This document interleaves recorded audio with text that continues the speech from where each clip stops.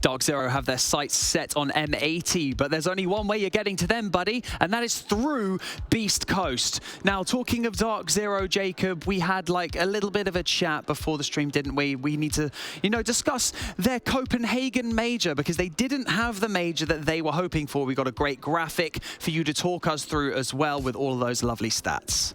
Yeah, basically what this graphic's going to showcase is that DarkZero are fantastic in a domestic sense with Achieved on the roster, but still have a lot of things they need to do internationally. That was not the major they wanted to have. In NAL Stage 1, this was the highest rating per team of any of the 8 teams when you combine all of their individual ratings together into one and take out the average. Considerably worse at the Copenhagen major. They had 3 players in the top 50% in the NAL, and funnily enough, all of them were within the top 5 of all of the different players there. And at the Copenhagen major, they were the 2nd worst average rated team, only above La Vega of all squads. That's a really, really bad place for them to be. They didn't have to play very many games because they went directly into the playoffs. They didn't have to worry about the play-ins. That was not the major that they want. They're great domestically from what they've been able to showcase, but they need to prove that they're able to do that again and in an online setting against Beast Coast for the 2nd time around. Okay, well, yeah, I mean, it felt like DarkZero, they really struggled in the attack in Copenhagen. They won 6 attacking rounds, not 6 per game, not 6, you know, in one match, total? 6 total. That 21% attack and win rate really, really rough for them. It felt like they were just overcomplicating things. You know, they were trying with Canadian on the Monty. They were trying to, you know, muck around with flashbangs and utilities. I just want to see DarkZero showing up today and fragging. You know, we're in a meta right now where sometimes you just need to put your pedal to the metal, go in, get some fights, don't overcomplicate things, get your trades. And I really think that DarkZero, maybe they just got to go back to that, right? Because so far, what we saw throughout that Copenhagen major was they really weren't playing to the meta that the same international teams were playing at. And so we need to see them try to hit that a little bit harder here today. I mean, lucky for DarkZero, this stage of the competition is domestic, so maybe we'll see some fireworks go off. But Beast Coast have had a pretty impressive run throughout their region, haven't they, Jesse? I think we have another graphic that I'd love you to take us through.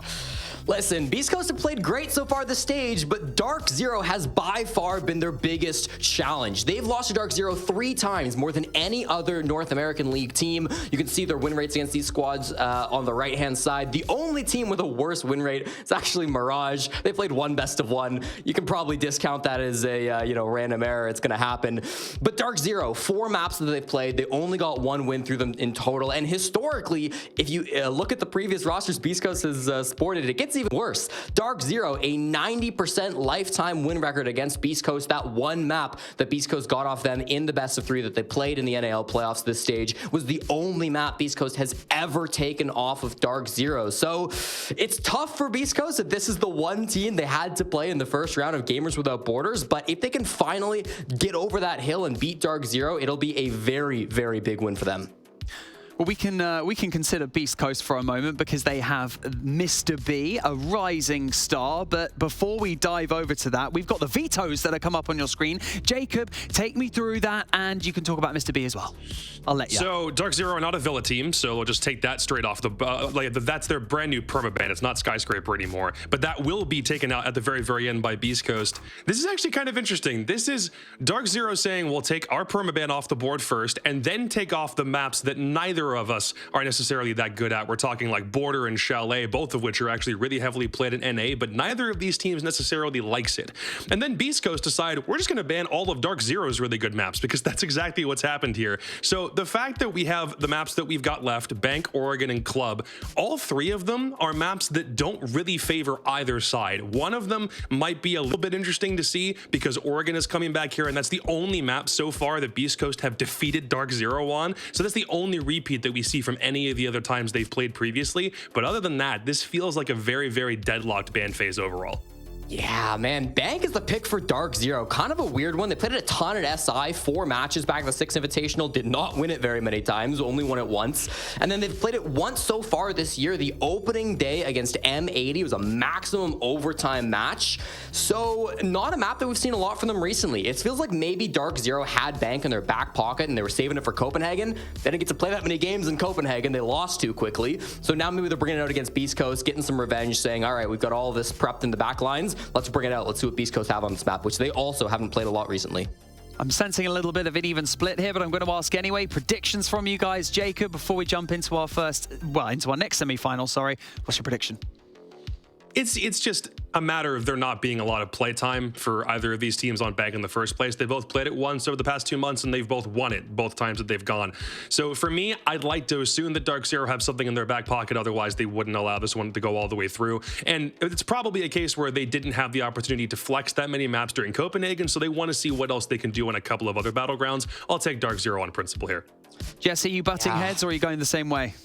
I think I am going to go the same way. I wanted to pick Beast Coast coming into this, but look at the map ban phase. I think Beast Coast's biggest strength was they had so much prep time, so much time to, work on things, not show things, because they haven't been playing games the same way DarkZero was at the major. And they go out and choose Oregon, the most basic map of the pool that they already played against DZ. I don't know. I think I like DZ for the series here. I think they're coming in with more loaded up into the gun, and I think they're going to be shooting harder too. Assuming they're not sick, because apparently Mint was saying that they might have come back sick from the major, which I didn't know until I saw that video, so we'll see. Well, a resounding DZ here in the virtual studio. We've said all we need to say over here, so we're going to head back over to Blue and Stokes for our NA semi-final.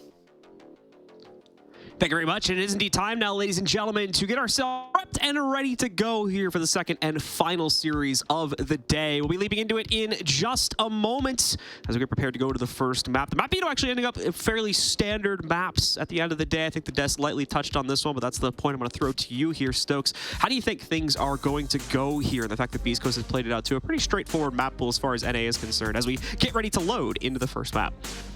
Honestly, I'm favoring DarkZero here as well. They're one of the strongest teams that we have available in North America, and that's, no knock towards Beast Coast, but DZ is just time and time again proving themselves as one of the teams that will always bubble up to the surface. So it's definitely going to be a hard-fought contest from the lens of Beast Coast, but, it's all down to the server and what is said inside, John. And we're going to start it off here first on Bank. Beast Coast is going to remove Ying, but we all knew that one was coming. We'll have to see what the rest of the bans are looking like here as DZ is lined up for there too. Response ban from DZ. They'll have the first defender ban as well. It's going to be Nook getting knocked out here. Nook obviously having that great capability to kind of solo insert herself on the alternate approach angle for the attack and just kind of surprise the roaming defense with an opening pick or two. So DarkZero, or Beast Coast rather, I guess DarkZero in this case, since they're the ones that banned it, choosing to not wanting to deal with that, they'll just ban it out entirely. And then, of course, for the start of the defender ban, we're going to be keeping in check with what we had for the South American game as well. Zami, first to be banned out here. She's way too powerful on her own right now, and you could say similar things about Valkyrie, although not to the same extent, so that's why we see that ban quickly followed up by Beast Coast there to round out our 4 banned operators as we get ready to head into the first round. It's about that time, and it's going to be a locker CCTV defense. Who would have thought as we roll into Bank? It'll be the basement.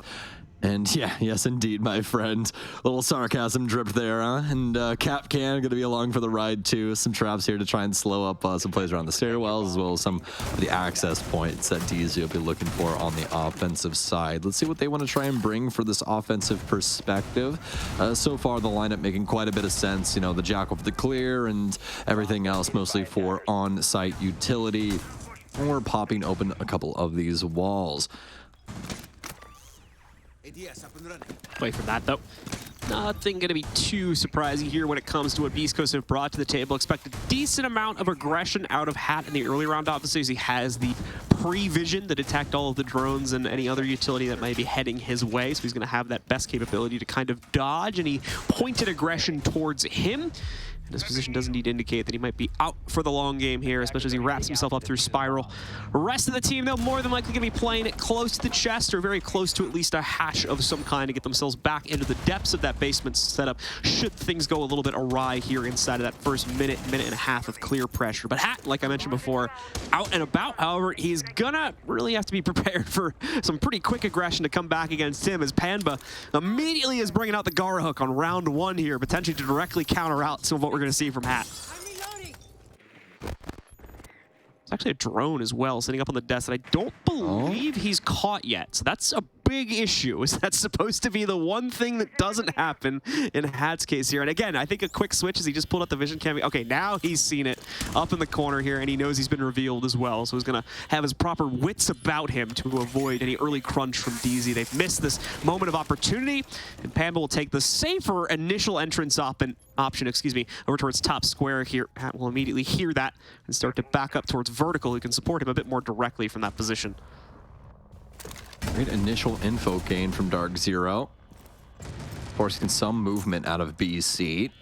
Nothing to be found from Gavini.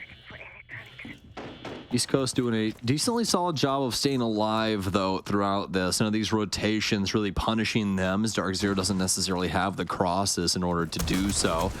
Gavini's going to open up some walls here for open area and simply pre-fires. Mr. B ready for it. He'll decapitate him on copy window. That's going to be all she wrote for the opener there. Pambazoo's got one of his own, as that almost went awry as well.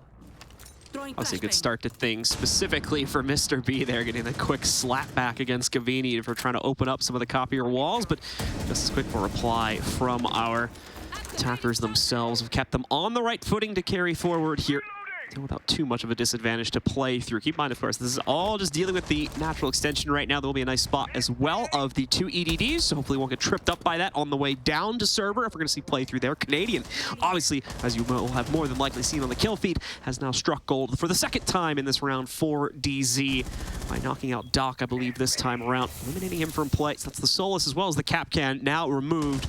But 40 seconds to go, and this basement setup is still yet to be touched on the side of Beast Coast. All part of the plan from DarkZero, as you can see. Still moving right along schedule here with the entry game, and that's pretty much it. It's just the anchors in play now. One of them has only recently become an anchor by rotating back down here as Mr. B sits in the depths of Red Hall with Vertical holding on to lockers in hopes of stemming the tide against this 2v4 push that they're about to have to defend against here. Smoke goes in, hopefully to allow for a quick default plant in from server, but they still have to open the wall as well. They're not really leaving themselves with any bonus time to come up with a secondary plant if Canadian gets stopped right here. Mr. B tries to go for the heads-up play, but is immediately slapped back down to earth by Achieved, and Vertical as well struggles to do really anything at all because of very well-placed smoke set up there from DZ. Pretty straightforward win for them at the end of the day, and they take the lead because of it. I love the idea. It doesn't work, but I love the idea. It was mostly just a stun that really counted out Mr. B there, the extra utility being applied and catching him off guard, not really able to look away from that in time, ends up stunning him out, making it a little bit easier for them to dispatch him as he exits the smoke there. But either way, that was a DZ round through and through, is just on strong pacing. I mean, really, what else do you expect with a roster with Canadian on it? You know, he's always got things in, you know, strong time and strong synergy. That's exactly what we see throughout that entire round, from the clear to the execution.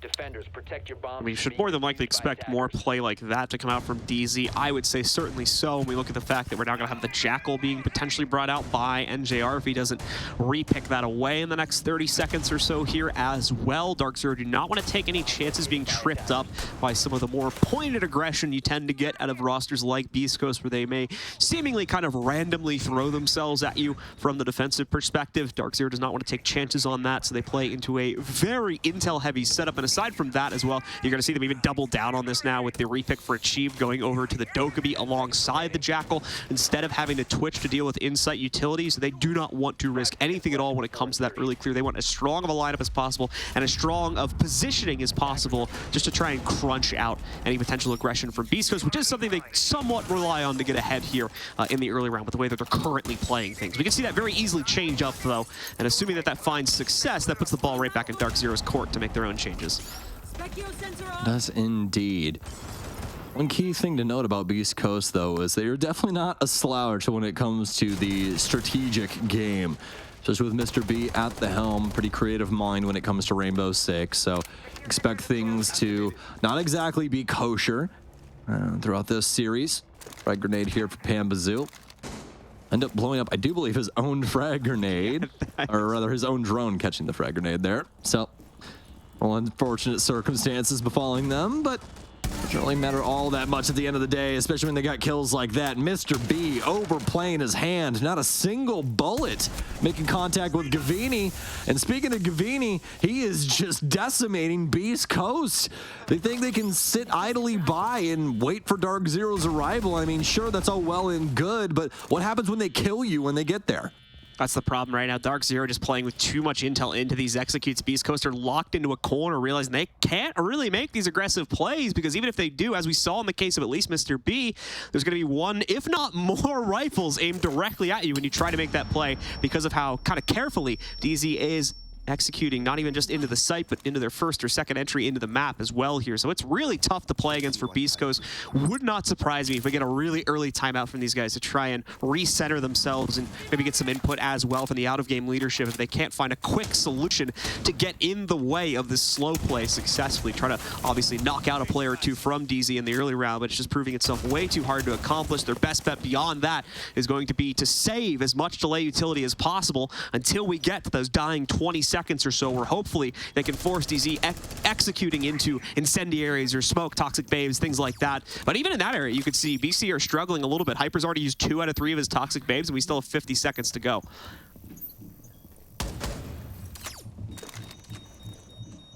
East Coast, staying vigilant. Oh, there's still an opportunity here, just if they play their cards right. Hat with the most of it here. No set drones coming. Or is it? Well, to at least dispatch that. And just creak on back towards site. Do not want to try and overplay things here. If they do get that aggressive tendency, that aggressive hair, end up splitting, will more than likely lose the rest of these bodies, and the entirety of the round will be down the river. This is taking the timer down so low. But again, I always doubt it, but it always seems to work, at least at the start of it here for DarkZero. Hat with a quick rotation to try and patch up the gap left by his now dead teammate. Hyper already knocks out Panba. Second against Cavini. He might just retake the site entirely, but no, finally, those trades come through. And once again, the advantage sustained by DarkZero in the early and mid round. While they risk it a little bit, but their very slow-paced execution onto the site, it is all well and under their control ultimately due to the overwhelming amount of player power they have there to trade those deaths out.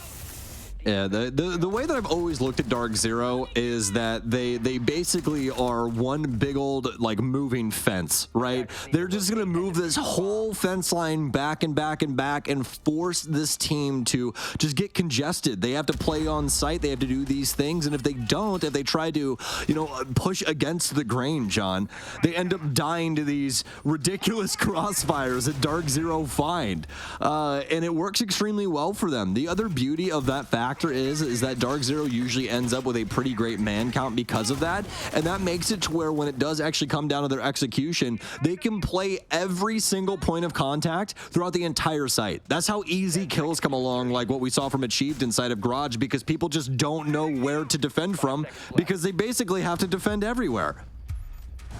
This site attack usually going to be one where DarkZero's strategy might find a bit of a struggle, as it's sometimes hard to really focus this type of execute up into just 1 or 2 points. But they'll try to assist themselves a little bit, of course, by putting Canadian onto the Montaigne here, which will serve to boost that purpose of allowing them to potentially work their way in through 1 or 2 angles behind that shield, of course. It will take some time, as usual, to build up the confidence necessary to go for that type of a take, especially here on open area. So let's see exactly how they try once again to work out these positions that Beast Coast are going to be committing themselves to, mainly upstairs, of course, where DarkZero have the confidence to move into open area itself.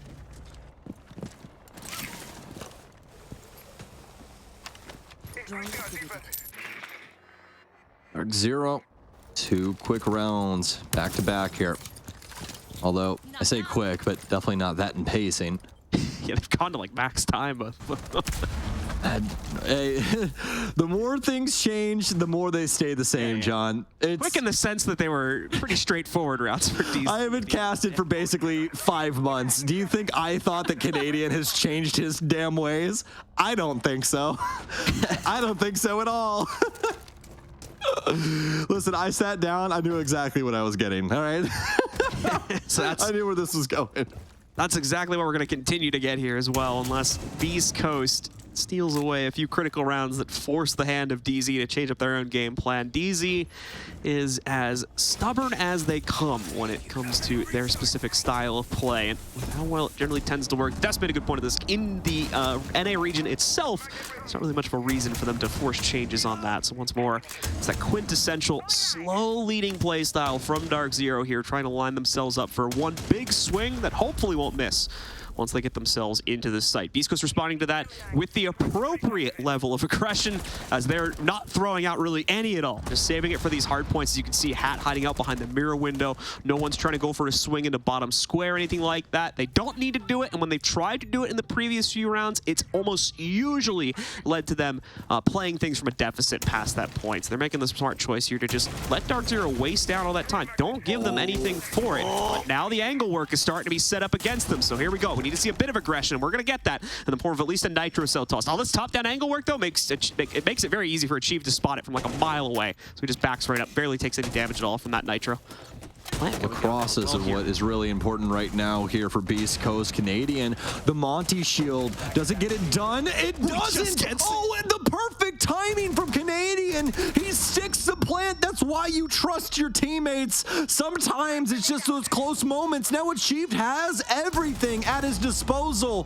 This verticality is so very scary, especially with Pambazoo upstairs here too. Only one nitro cell here for Hat, and he's dead. He's gone. Beast Coast gone with the wind, gone with the tide. 3-0 for DarkZero.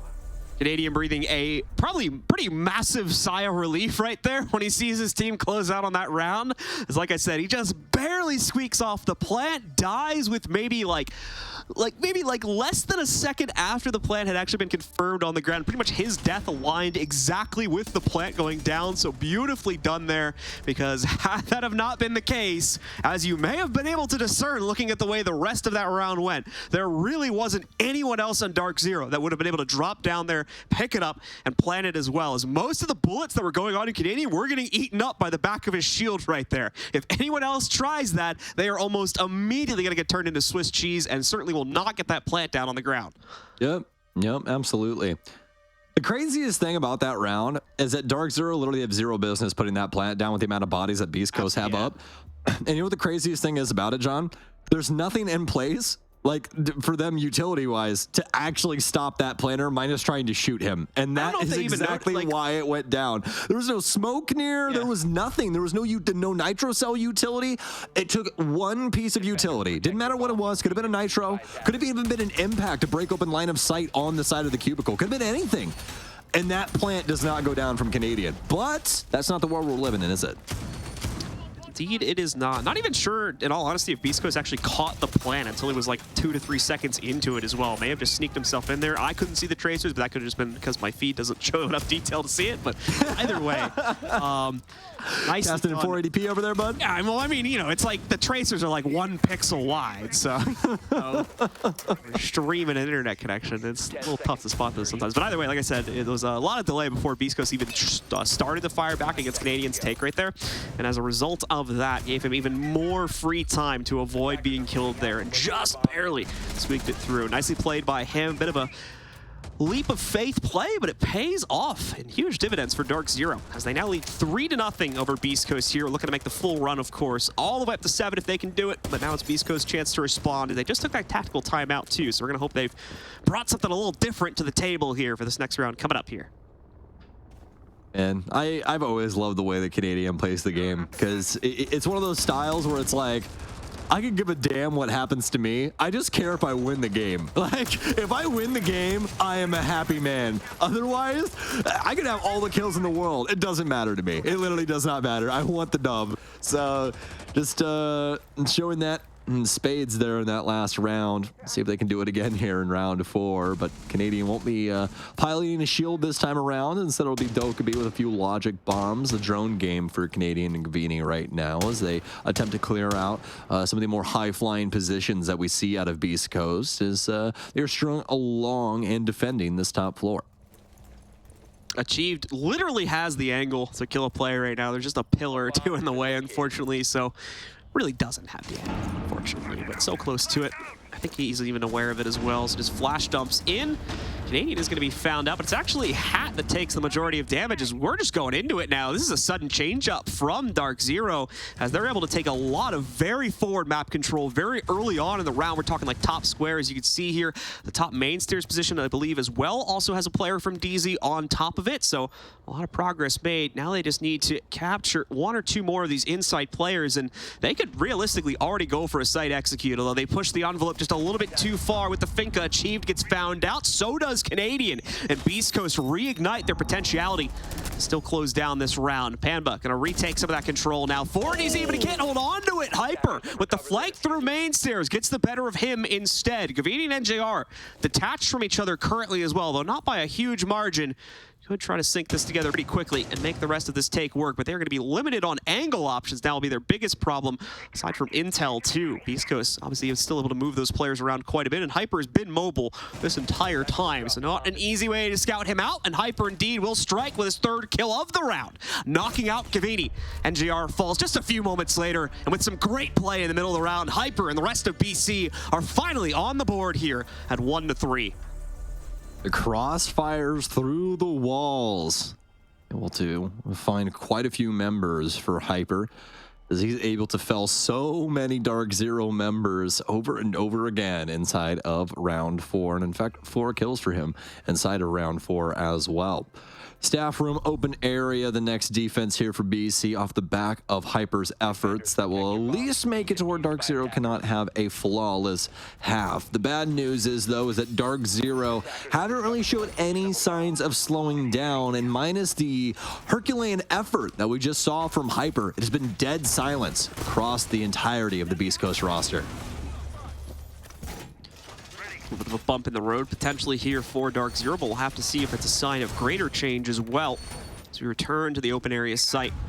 We did see a little bit of struggle from DarkZero, mainly to get in-site positioning. Thankfully, Canadian sneaked off that plant back on round 3, if memory serves me correctly.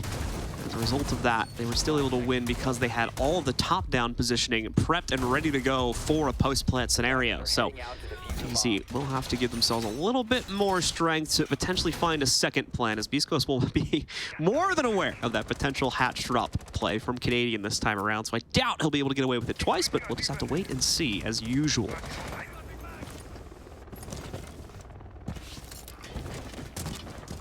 Canadian back onto the tried and true from earlier. Heavy influence coming from his Monty play as he was able to get down a last millisecond plant in open area before Beast Coast was able to end up killing him, and not able to really get the round back after that, as DarkZero had such strong positioning built up around the map, especially upstairs inside of stock. Looks like they will be working towards that area, working towards this angle here once again. NJR, as well as Gavini, working in from the top floor. You have a few counter angles that they could adopt, especially from Yana's perspective, as Pambazu is over near ATM. So be looking for that little facet to work its way in soon.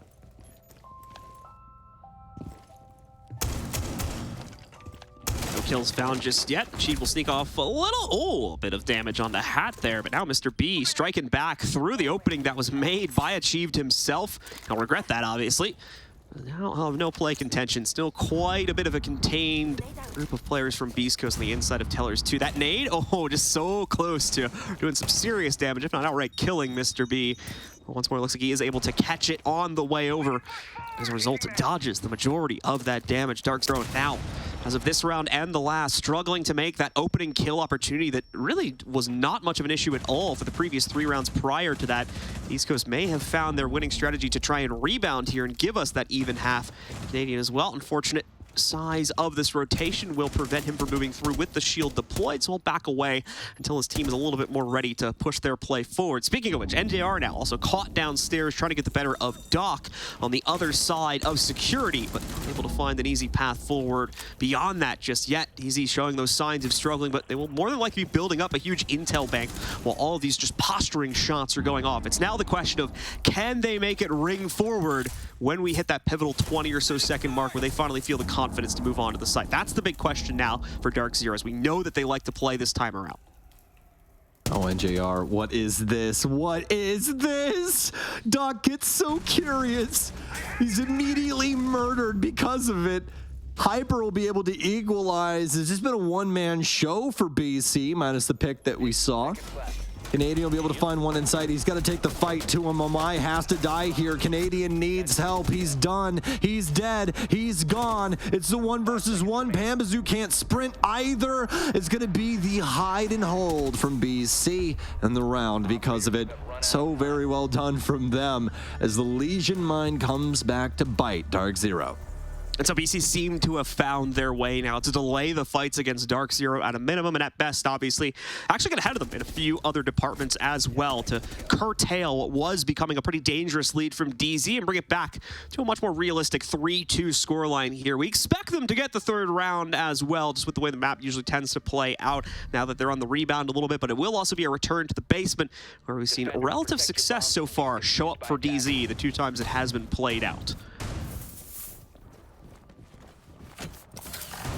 Basement defense now for Beast Coast as they try and stall DarkZero out again and potentially snuff out their hopes for a leading half on their offense.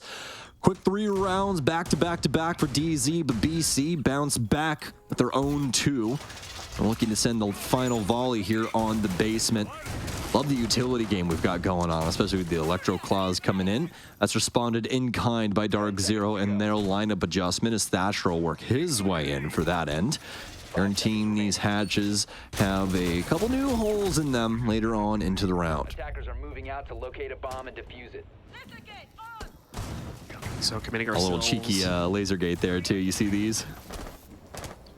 Stop some of the early clear pressure that Beast Coast is certainly going to try and go for. Beast Coast really just trying to stop DarkZero at the head of their execute as well with this setup on the inside of server, but that could very quickly become a double-edged sword, especially if they want to play inside of server, as Mr. B is kind of alluding with his current position that he will do. There are ways around that, such as just going directly for the vault take, which has its own series of dangers, but we've seen plenty of teams make it work in the past, so if it's absolutely necessary, it could also be done here by DarkZero. They will more than likely hard commit to their current strategy, though, just considering they've brought the Montaigne for it, and working the Montaigne for the other side of this take can be pretty bothersome, as it takes quite a bit of effort to establish that secondary angle that can work behind the Montaigne because it's based so much on hatch play. Well, still a lot of play in general to be had in round 6. 2 minutes remaining. DarkZero adjust themselves accordingly around server. The player inside of Mud and some other flares added to it. Looks like we'll have some drone games in and see if we can potentially discover where a few of these BC members are. Do have vertical over on the main stairs as well as hat inside of garage. BC trying to do a bang-up job of shutting down DarkZero on these main entry points, especially around these stairwells, as DZ does still have some hatch work to do. They haven't gotten towards these hatches. They are going to have to give over more than likely a stun out of Achieved in order to get the laser gate freed up and off of this, unless they want to take some damage from it. It's really up to them. They just have to make sure that these do end up getting opened at the end of the day. See them pop open the hatches in just a moment here. Like Stokes was mentioning, there's a bit more work that needs to be done in that process because of the laser gates that have been placed down near some of them, so it's a little bit annoying. I love the strategy they went for here. That was really strong. Not impossible to still work their way past them. Just takes a little bit more effort and potentially. Oh no, that one rolled. Oh, it'll still work. I mean, yeah, it does the job it was meant to do ultimately, so it's not really a huge deal one way or the other. But yeah, I would have liked to have seen that one probably impact in the way that it was planned to. Either way, though, the hatches are now open. Then, assuming that there isn't any huge delay with getting the server wall open as well, the play to put laser gates on the wall, unfortunately, has not led to a whole... No, Panba! Spinning that fight against Panba. Panba reaches the edge of his aim. He literally cannot adjust it any further down there. And as a result, pays the price. BC battle it back against him. You're going to see DZ trade out that opening kill that was played against them. Of course, the Nitro, shot by a teammate just in time, but it does interrupt the plant procedure. Doc now tries to play directly against that, but here's where the angle work from DZ comes back to haunt them. But Mr. B stops the plant yet again. No time remains for an aggressive play forward. Gavetti picks up one. NJR has restarted the plant, so it falls to Hyper now, but he downs one. The planter sits around the corner, and he's going to shut it down instead for Beast Coast. Beast Coast cannot die. DarkZero, ever since this timeout from BC, not able to push them into the grave. Only 1 foot in, but it doesn't matter. There's still a pulse in these veins.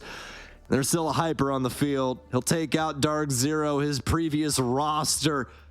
Absolutely cutthroat when it comes down to it too, as he's practically been a one-man army up against DZ, as they've completely turncoated from an 0-3 to a 3-3, as Beast Coast are now on the offense. The complete rebound from Beast Coast brings us back to the starting ground here for the second half. First team to hit 4 rounds in this half will be our victor. Or if it goes 3-3 again, overtime. Very much in the cards for map number 1 of this series. It's best of 3, folks, so still plenty more action to come even outside of this map. So buckle up, because it seems like this one may be going the distance. Great adjustments from Beast Coast from the midpoint on of that previous half, and immediately takes back the control that had been lost on the initial rotation. Now they get pushed to the attacking side, though, so they very much may have to make some of those very same rotations if DarkZero has just as strong of a start here as they did back in the first half. We'll see if that's the case, as they've got some interesting picks for their basement hold here. Most notably going to be shown, of course, actually, excuse me, open area hold, sorry. Thought we were going to the expected initial site, but that's not the case. Either way, though, the Ella has come out to play for Gavini. Not the shotgun Ella you'll sometimes see positioned in the staircase, and will still be in the staircase, obviously, but Gavini managed to do a little bit more work outside of this immediate area, so he has gone for the SMG instead.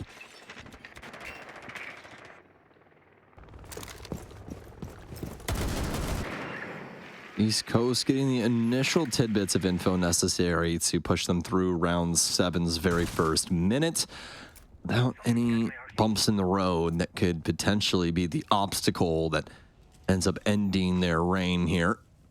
Looking for the lead for the very first time in this series.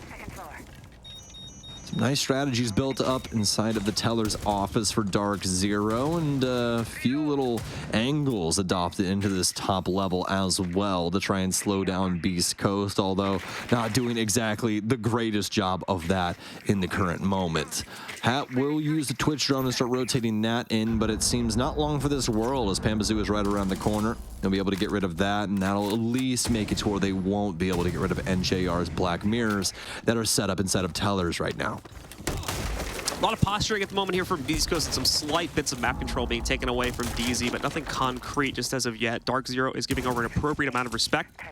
Oh, these next 10 seconds or so could potentially see Beast Coast force a fight against the extended positions from DarkZero, mainly inside of Archives right now. They're rotating it around very quickly, as you can see, to areas like Open, and as well the blue staircase. Constantly keeping Beast Coast guessing. That's the good news of what DZ are doing with this movement right now, as they slowly shift themselves back over towards the site. But that is meaning that Beast Coast, of course, are being given full second floor control and the capability to kind of wind up these top-down angles to really punish DZ and any movement they may make when Beast Coast are ready to get to the real action phase of this round here. That may be very soon, as they're starting to investigate the bottom of Square. We'll deal with that mirror window, so there's no surprise peeks from the other end of it. Looks like it may have gotten countered, actually, though, by the defense, and potentially by a clutch little electrical or something similar. However, they'll deal with that directly. Canadian will now be found out by Hat, so no more of that to worry about here if they still want to try and pop that mirror window open. Well, Canadian dead, but with 30 seconds remaining, this might be one of the more scary positions for him to be, as he does have that complete oversight of the squad now. Staring things down onto Pambazoo, keeping the team patient as Beast Coast must deliver on their promise. They know someone has to be holding the flank. The patience game's working for DarkZero, though. They find a big kill. This is where things need to switch up for BC. They have to get aggressive off the back of these pushes, but all the frags going the way of DarkZero. It's achieved in Pambazoo. They'll knock him down. Beast Coast can't get the first round playing into staff in open area. DarkZero on top of it when it comes to their defenses. It's only one round being played out, so I do want to make this point without being too harsh to Beast Coast, but you can see there the big difference between Beast Coast trying to execute in a DarkZero fashion versus DarkZero doing it themselves in the previous half. When they're ready to move at like 10 or 15 seconds, the plan is set, and normally it's just a massive sea of DarkZero kills coming onto the feed, as everybody knows exactly what they need to do, and if somebody gets interrupted, they have someone pre-planned for that to interrupt their own duties to go and support that now vulnerable position. We didn't really see that at all with Beast Coast. Just a jumble into bottom square. They're trying to make the best out of a tense situation as they've been forced into a low time execute. And unfortunately, kills just going off all over the place. The comms weren't as synchronized as they should have been. So very, very quickly, you see that Beast Coast attack fall apart, where that same thing wasn't really happening that much when DZ was going for similar style attacks in the first half.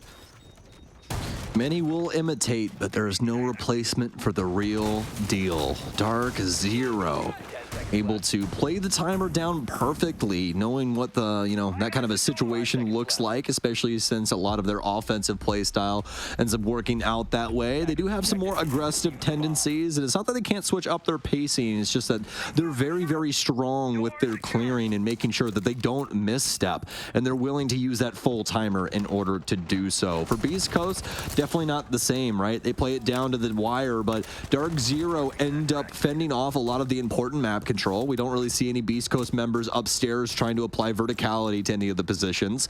BC mostly forced into a square take, and not only that, John, but they don't have really anybody to cover the flank. It feels like every single person on BC is watching 3 different angles all at once, and you just can't have that.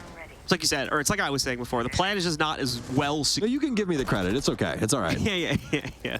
The plan is just not as well planned out as far as we've seen here. But again, like I said, that's only one round, and Beast Coast were kind of forced into that situation, whereas DarkZero oftentimes want to execute in that method. So it's a pretty big difference there, but just wanted to point it out. Either way, Beast Coast, we'll see if they can either speed things up or better capitalize on the kind of tense amount of control that they are going for here. With DZ, of course, now shifting up their own play into the basement now, looking to lock away the second site for themselves, but still keeping quite a bit of presence alive on the first floor, mainly in this open area position, as well as the hallway leading towards it. Panba playing directly into open area. And then, of course, the elevator also being taken on at the moment. Nitro out from Panba, but it doesn't sound like it's going to lead to a whole lot at the moment. Pretty much immediately blows it up. The explosion just does not go as nearly as far as he would have liked to from that scenario. So still have DZ with a little bit of that pressure being held upstairs because of that.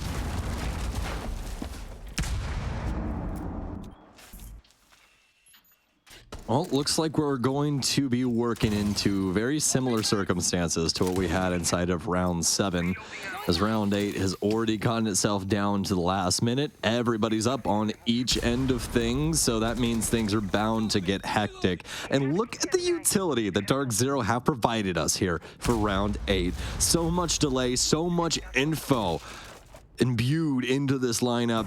Very scary for Beast Coast. Doesn't mean that it can't be done, but they're definitely going to have to make sure that they're accurate when they go for this, because this is a you better hit them in the head kind of scenario.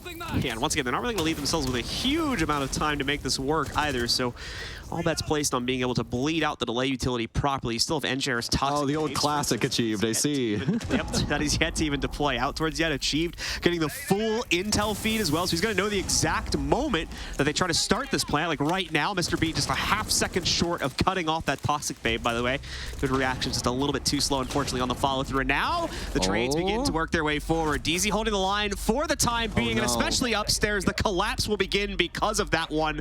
Plant still waiting to go down as Mr. B had to interrupt it. He's had to do so yet again. This time he can't escape. Achieve takes him out with the Nitro, and Gavini shuts down the final rotate from Hyper, trying to retake basement positioning from the hatch. It's a solid hold from DZ as they are quickly retaking their own lead, which was lost in the second quarter of this game. Now back in charge at 5-3, just 2 more rounds to go to control the first map. I mean, that's a flawless round in my mind from DarkZero. It was flawless strategically, especially given the circumstances of their utility. Beast Coast playing that down to the wire, never really trying to flirt with getting utility drained out of DarkZero's lineup is really what came back to harm them there. They really weren't concerned with it at all, and DarkZero were able to use it time and time again to lead into some very, very big kills for themselves. So we'll see if BC can potentially circumnavigate this in the next round, but DarkZero have time and time again proven that they are on top of it when it comes to their setups, whether it be from the offensive perspective or from the defensive side. So it's gone all the way to Tellers now as DZ tries to continue to navigate around successfully on their defensive holds. Not really feeling the risk of the second floor hold just as of yet here. That does have some issues to them, especially considering the DarkZero like to play very much in their setup. And unfortunately, playing upstairs dictates a lot of on-the-fly adjustments. So if they're not necessarily feeling confident having to play in that way, then will of course be better suited to play downstairs in Tellers, where they do have that kind of static extension and the follow-through downstairs if that gets breached.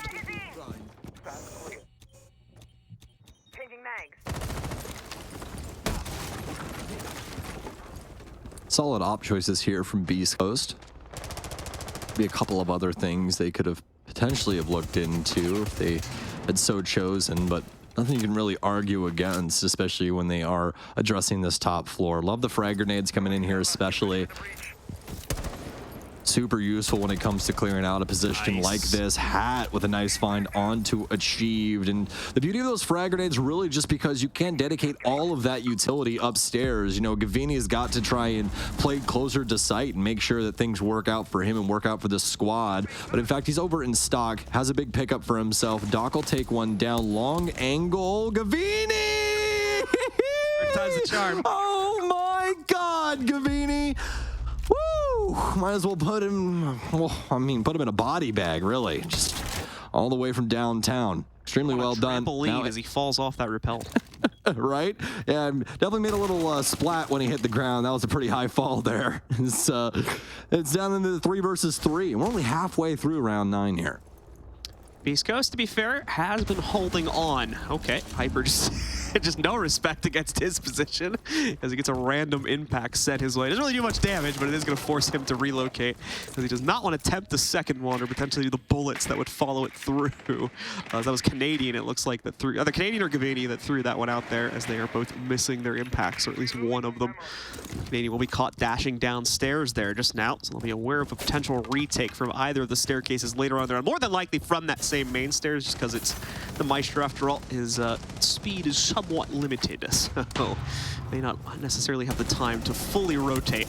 Either way, though, Beast Coast starting to get pressured as we're down to the final minute yet again. BC's going to try to open up a rotation path in through Tellers so we can avoid the usual cutoffs here. Canadian has reascended and now going up another level as well, retaking the second floor position. I don't believe Beast Coast are aware of this or even necessarily expecting it right now. They do expect pressure to come from Square, but oh no, Canadian now not ready for the challenge. But ironically enough, Canadian survives the encounter kind of due to his teammate getting the kill from below. Instead, NJR now picks up another kill out of this exchange, leaving it on to Hyper in what is basically a 1v2 at this point. Oh, and he nearly makes it a 0v2 as he nearly dashes through those EDDs. That's what he saw on the bottom left side of his screen. But either way, gets forced into the expected rotation angle and is quickly shut down by this DZ defense that continues to find its presence on a round-by-round basis. Now, as you can see, pushing them to match point. Man, I'm sure they were so happy about that opener right here. Hat getting this nice big pickup, but once again, DarkZero not only able to find the equalizer, but they're able to drag Beast Coast to the depths and beat them at DarkZero's game. This is what they thrive in, these low time execution periods with everything on the line. DZ get it done yet again. All of these players, I mean, shooting very well, but you gotta give it to Gavini. 17-5, Bank has been his world, and we're just living in it. Yeah, I didn't even caught on to that as of yet, but Gavini just quietly going. Dude, he's just been idly just filleting Beast Coast, man, like gills and all. They cannot breathe. Just farming those mid-round trades, basically, it looks like here. Is time after time again, DarkZero are just able to pull Beast Coast right into their fishing line and net them up hook, line, and sinker as well. Beautifully done so far by DarkZero. Like we said, a little bit of a bumpy road as they got to the second go-around of sights on the attacking half. But now there's no pause for Beast Coast to fall back on here to have that same effect a second time. We're going to have to hope that whatever strategy they bring to bear on this second half of rounds in the second half is going to be something magical. As any one of the next 3 get picked up by DarkZero, this map is done and dusted. And it's just one more beyond that for DZ to close out the series and knock out Beast Coast from this tournament entirely.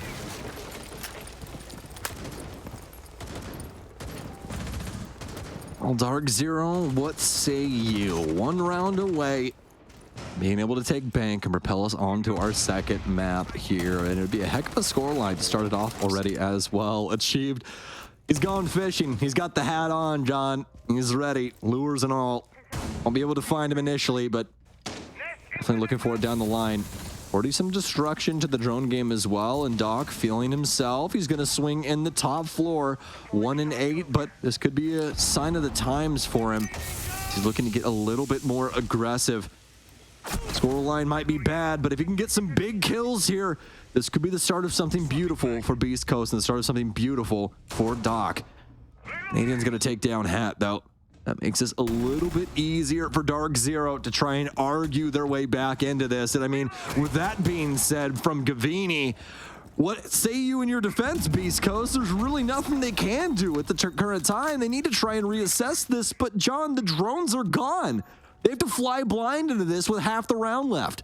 Only one drone that can... Oh, Hyper. Oh, he gets him! Hyper, he's a little busy as he's trying to execute into the site. Gets one, but is immediately traded. And now, like you said, all the drones are gone. They literally don't have any movable ones left as far as I'm aware here. So down to the 2v3 at this point. Just working off of those 2 preset ones, and that'll be it.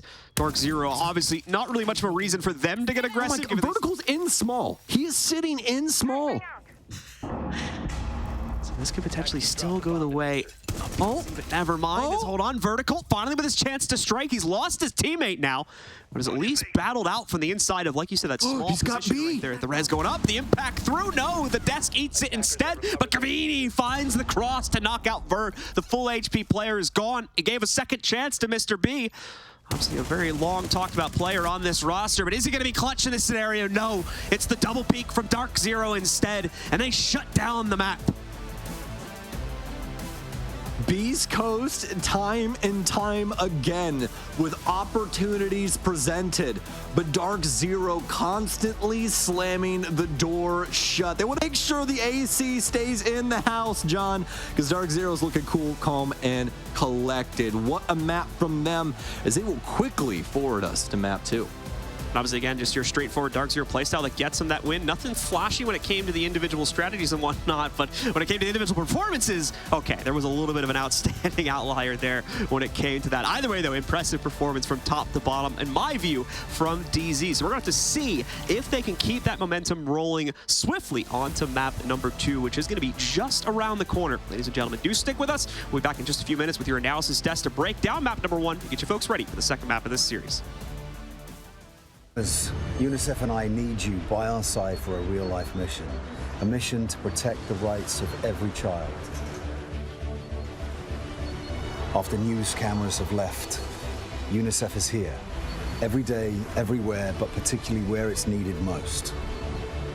Did you know that more than 170 million children need UNICEF's humanitarian aid this year? At Gamers Without Borders, many of you have already chosen UNICEF, and I thank you for that. Choosing UNICEF is the easiest and smartest decision you can make because you're investing in a child, and investing in a child guarantees lifelong returns, not only for that child, but also for their community and for our world.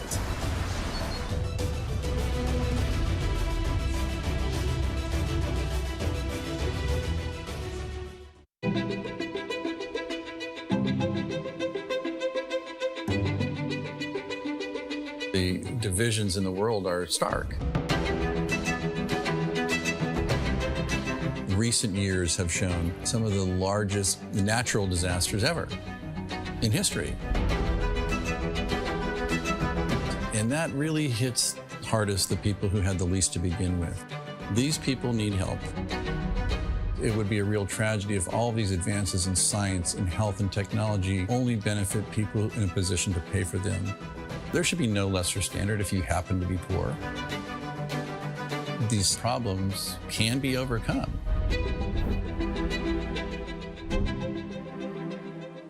Direct Relief is a humanitarian, nonprofit health organization. The focus has been on the least fortunate, most vulnerable people. On a good day, things are tough for a lot of people in this world and in this country. And what we can do is mobilize private resources for their benefit and make it available free of charge. We're the first nonprofit in the history of the United States to obtain accreditation just like a commercial distributor. And it's been expanded geographically to every country in the world and every state and territory of the United States. What's now Direct Relief officially was started in 1948 as a private effort of a war immigrant businessman named William Zimden. The basic guiding principles of a war immigrant businessman really influence what Direct Relief has done ever since. And they begin with just serving the people who need help.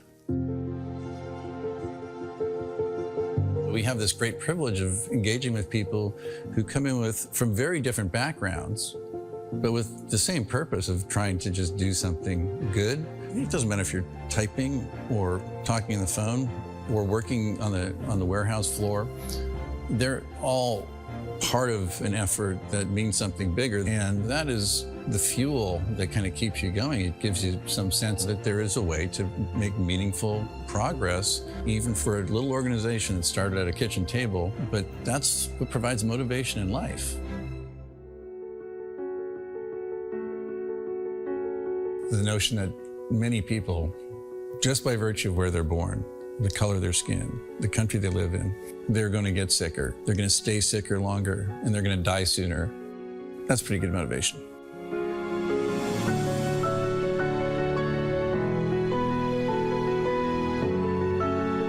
These issues are too big for any one organization to address. We really work hard to honor these guiding principles, invite people to participate, and we are sure thankful for the thousands of people across the country and world who have become part of Direct Relief by virtue of their participation.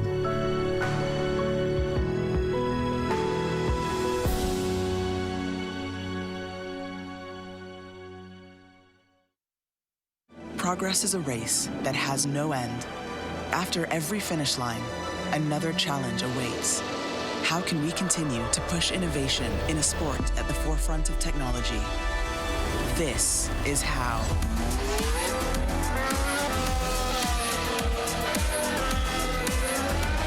Discover how Aramco and the Aston Martin Formula One team aim to meet Formula One's sustainable fuel targets. Aramco, powered by How.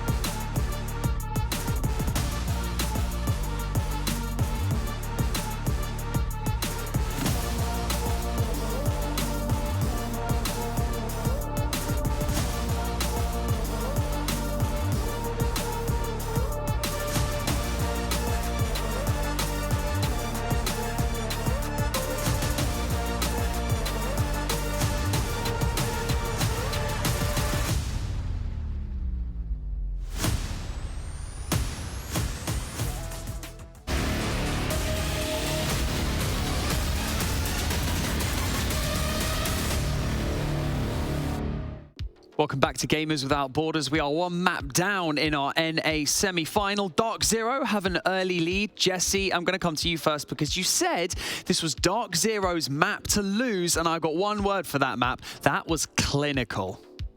It sure was. DarkZero really putting in the work. I loved how quickly they were moving on their attacks. They were getting into fights, exactly what I wanted to see. And no small part thanks to Gavini. Oh my God, the map that he just put on.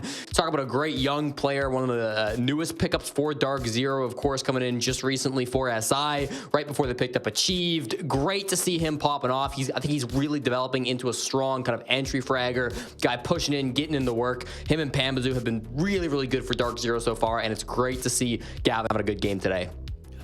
I think we can guess who's going to be in that head-to-head graphic a little bit later on, but we're not going to get to it yet. Jacob, who needs to step it up a gear from Beast Coast? Let's look at it from like an outsider's perspective. Is it team synergy that they're lacking? Are there individuals that just aren't pulling their weight? What's your opinion? It's a combination of two things, I think. I don't think Beast Coast are a phenomenal bank team. I think that's a map that they really need to stretch their legs on more if they want to have a chance to do anything on this domestically or internationally. But the other part of it is Hat. Hat was undisputably a massive reason for why they were even in contention to go to the Copenhagen Major in the first place. He had the most kills of anybody in NAL for Stage 2, and yet he's down here at the bottom of the scoreboard, not a stat line that a guy like him needs to have, especially if he almost has like a Solotov complex. I feel like a huge reason for why Eminem succeeded Solotov. It's the same thing with Hat on Beast Coast, and he simply wasn't there. So I feel like it's a combination of the two, because more often than not, the things that we saw Beast Coast doing on defense felt like it was a little off kilter. It's like, why is Hat of all people playing Mira? Like, it's just not the thing that I think we're used to seeing from a guy like him. So right now, the tendencies that we typically see Beast Coast succeed with just don't seem like they're there at the minute. Yeah, if we're going to talk stats, I mean, I got one for you. After 8 rounds, Gavini had 16 kills. And after 8 rounds, Doc had 0, Jesse. That's 0 kills. The entire first half, 0 kills. He did pick up a couple towards the end there on their attacks. Obviously, they didn't win a single attack, so kind of impactless frags, the way you want to measure it there. Definitely a tough game coming through from Doc. You know, he's certainly a player that I think we have talked about a lot on the NAL desk, a player who has kind of had his struggles throughout the stage. And I think it kind of really, I mean, it started off with some really rough roams, him not really finding that synergy. And then I think when they got onto the attacking side, it really did feel like a team issue coming in from Beast Coast. So slow. Time after time, the square round where they're just not watching for Gavin in coming up server. They knew he was there. They didn't have the time to clear him out. And then right after that, the basement round, you're trying to plant the defuse kit down inside a server with 15 seconds to go. There's still 3 toxic babes and nitrocell yokais. That's just not going to work for you. And, you know, you can see the stats here. Doc eventually did get a couple great, but really not the performance that you wanted. I agree with Jacob as well. Hat really been a major player for Beast Coast in the past, and for him to not really be showing up statistically is a major problem. Yeah, I feel like from an outsider looking in, if you also look at DarkZero's performance, you could like cause an argument to say they actually play fairly slow, but actually it's a formula. It's the way that they play. It's the way they've always done it. It's kind of what they're known for. They have this ability to force their opponent into awkward situations, force their opponent to play the way that they want to play, but ultimately we see them fall off if their opponent manages to snag an early kill or something like that. So DarkZero seem to be just in that comfort wave right now, Jacob. Yeah, definitely so. I think there's not very much I can criticize DZ for on that one map, other than Monty still seems to be an enigma. That seems like something that they want to tackle, that they want to incorporate into more schemes. And more often than not, it feels like they could do a lot better if they just had a 5th weapon, if they had another gun, rather than having somebody with a shield. And the only rounds I think they lost were ones where somehow Monty didn't work, or when Hyper actually had a really good flank and got a multi-kill. Those were the only times when they lost a round in Bank where I was like, what in the world is going on here? I don't think that problem is going to make itself manifest in map 2 at all, because if they're starting on defense first on Oregon, then you're going to get the opportunity to set the tone early. They did in the first 3 rounds of this map, and I have every expectation that they'll be doing the same thing in map 2. Well, Jesse, we've talked about how Beast Coast was struggling in those opening rounds. We actually have a little replay loaded up so that you can talk us through it. Let's have a look. Yeah, I think you've got to put a lot of this early blame onto, unfortunately, Doc and Mr. B not working together on the roams. I'm going to show you the first 3 rounds. The first 2 are classic, just not really having the brain in your skull. I mean, some of these roam moments, unfortunately, Hat sprinting cross, that wasn't Doc, that was Hat. Really not finding any success there on the roam. And then Doc is also trying to roam up here with his teammates. No possibility for trade because of the positions that they're trying to play. And Doc's also going to, we'll see it soon, struggle to find any impact, which has been an unfortunate theme throughout these first couple of rounds. There he goes down to Canadian through the printer window. Again, questioning the positioning there, a minute on the clock. We see the same thing happening in round number 2. It's the same bomb site. They're both trying to play inside of servers this time. Mr. B goes down. Doc also going to try to go for something here, but unfortunately just being caught out. And then by the time he gets to round number 3, it looks like these players are starting to play kind of scared. What you end up seeing is they're, you know, in positions to stop this plant. Canadian's planting. Doc is down on the stairs. He's in the basement. He could come up and try to put pressure on him. Mr. B as well, inside of of tellers able to go for that flank, but instead of trying to test Pamba, instead of going for that push together, they're scared, they're letting that plant go down, they're putting their team in bad positions. And I really gotta credit, I know it was a tough game for Beast Coast, I gotta credit Fettuccini. Called that attack timeout after those 3 rounds went down, called exactly what was going on, moved Hyper into a more aggressive position where he could get some roams off. Hyper played incredible rounds 4, 5, 6, absolutely insane, 7-0 through those 3 rounds. But a great attack timeout to actually come through and counter that from Fettuccini. It's unfortunate they couldn't really keep that momentum going on the defense, but yeah, if you have a bit of a stronger start there on attack, maybe things go a little bit better. But yeah, really not ideal there for the roams. I just really hope that he's able to do better in map 2. Otherwise, he's about to be Fraudicini, like his Twitter name suggests. Oh, he had to say it, didn't he? Now, let's look ahead into our next map, Oregon, or as Jesse likes to call it, Boregon. Because everyone calls it that. Everyone calls it. Okay. I'll give him the benefit of the doubt. But let's just say for our viewers who are watching who may not be as familiar with competitive Siege, you know, Jacob, what can our viewers expect of this map? How's it going to play out? Does it favor DarkZero's kind of play style? What are you thinking?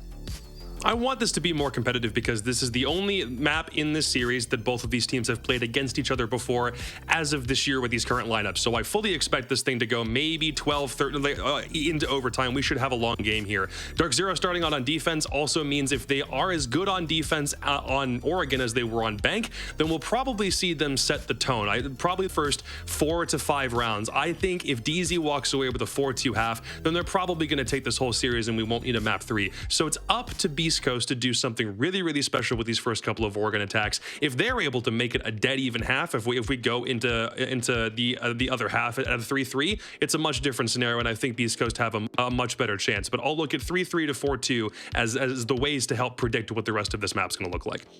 Jesse, do you agree? Do you feel like that's how Oregon's going to play out? Yeah, I think if you go down 4-2 on attack, it's not the end of the world. You can definitely battle that back, right? You just win your main sites. You win basement, you win top, and you should be okay. Last time these two teams played this map, it was an 8-6. It was very, very close. I'm a little bit surprised that we saw Beast Coast bring it back here for the series to be able to pick this map over DarkZero. They won it, but it was a shaky map. It was a very fun map. There were a lot of crazy plays, but like that's not exactly confidence inspiring. As a team, you generally don't like fun, crazy maps where you barely win. You want to see those dominant score lines. That's not what we saw from Beast Coast last time against DarkZero, who are coming in very, very hot with momentum. I'm worried that it may not be the map that we get for Beast Coast this time either. Oh, is it going to be a 2-0 or are we going to go the distance? Blue and Stokes are waiting in the wings to take us into our second map. Thank you very much, and it is indeed time, ladies and gentlemen, in just a moment or so here, as you can see us loading into the digital arena now between Beast Coast and DarkZero, as DarkZero looks to try and quickly shut down this series in 2-0 fashion.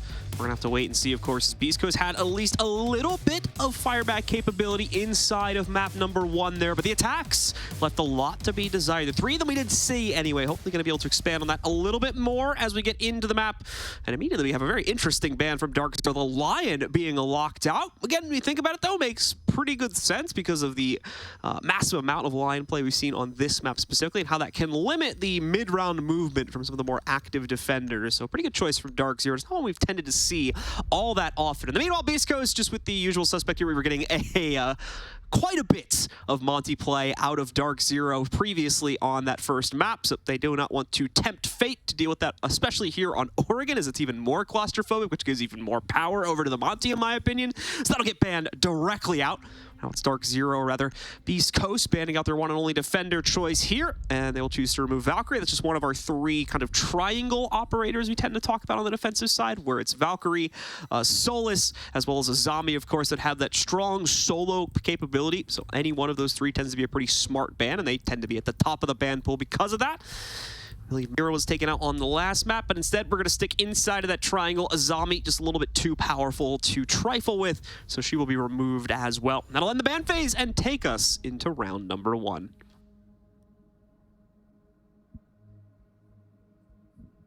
All right, so inside of the basement hold. Looks like this is what we're going to see from DarkZero to start things out in the first round. Nothing too perplexing when it comes to the composition that they're going to be bringing to the table for this. We'll talk more about the attackers in a moment. Obviously, they have their repick capabilities, so we can see that change up a little bit more. But for the defenders themselves, big emphasis on the delay. And that's really no surprise when it comes to an overall basement site. Just consider, of course, Panba going to have those toxic babes to hold things back. The rest of the team should be able to trigger the 3 Goyo canisters at will, of course, to get the 20 seconds of delay that come from that. That stacks on itself ad infinitum, essentially.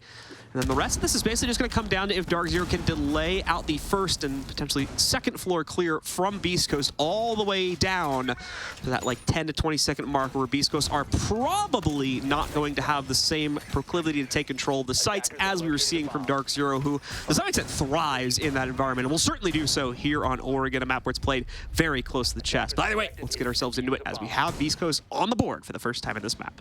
No, apologies about that. I do have a good excuse, though, so I hope you'll hear me out. No, you're all good, yeah. I didn't even mention that you weren't I here just yet. got my wedding photos, man. I just got my wedding photos. Nice. Congrats to that. I'm sure we'll be seeing you, dude. Post soon, so... Yes, indeed. Yes, indeed. Me and my wife look fantastic, dude. I was very, very happy with the outcome. And I got a little lost in the sauce, lost in the emotions there for a second. But I can clearly see that DarkZero has not gotten, too far up that creek with me. As they're on top of the ball here, aren't they? Indeed, they are. But here we go, ladies and gentlemen. This Beast Coast once again looking to try and make their first entry point here. Going to be trying to take that white stairs control and conversely pressure out any of the DarkZero presence still alive here on the second floor from the silhouettes. It looks like it's already evacuated down to either the kitchen and potentially the basement itself here. That certainly seems to be the case as Beast Coast are double, if not triple checking some of these points just to make doubly sure. Canadian? Okay, this is a weird addition to suddenly throw at us here at the 2-minute mark, but Canadian just went up the ladder to T3. So we're gonna have to wait and see what his potential plans are from up here. Oh, you know what his plans are. Chaos. I am simply an agent of chaos. I'm like a dog chasing cars. I wouldn't know what to do. Wouldn't know what to do with one if I caught it, Blue. Wouldn't know what to do. We'll see what Beast Coast can do. They got to catch the car first. I mean, that's the big thing.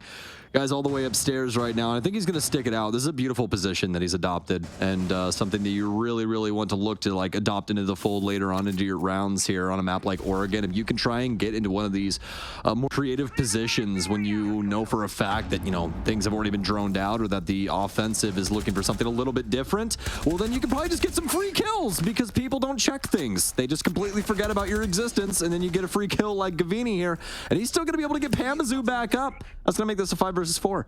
Given the play he had on map 1, it's not surprising to see him making these moves, but it's bold to say the least. What's up? Oh my, I said he's still here, he's still going. He didn't stick around T3, he's playing it active.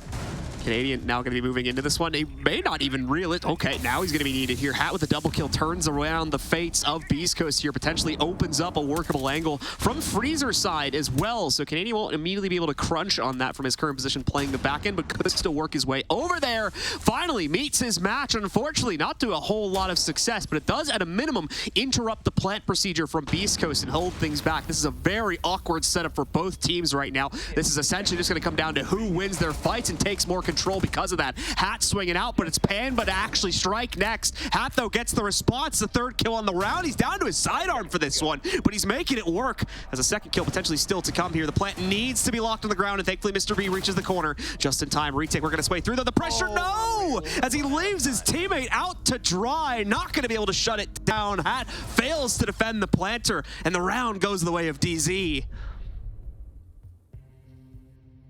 It's gonna be 10 laps around Villa. Did I hit you? I don't know. You got hit a lot there, so. Yeah, I was gonna say, I don't, kind of hard for him to dictate when he got hit with the amount of hail being sent his way. Like, just so many bullets being thrown at Hat throughout that entire round. Oh my, but either way, DarkZero start on the right foot yet again here on Oregon. This first round will go right nicely into their back pocket. They're going to send it to the sky now, as well as send things up towards the top stairs. up to the top floor, and it's going to be a pretty creative defense coming out here from DarkZero. I'm going to open up a panel here for the closet. More than likely to play the shotgun a little close, have the ADS as well as the barbed wire to try and assist Achieve. And pretty spicy so far for DarkZero. Once again, it is a just barely DarkZero round at the end of the day, too. The shenanigans deployed by Canadian, and not just him as well, but a few other players up on top, spreading out Beast Coast to a detrimental extent, but they just could not work things as appropriately as they would have liked to, even from the 2v2 situation there.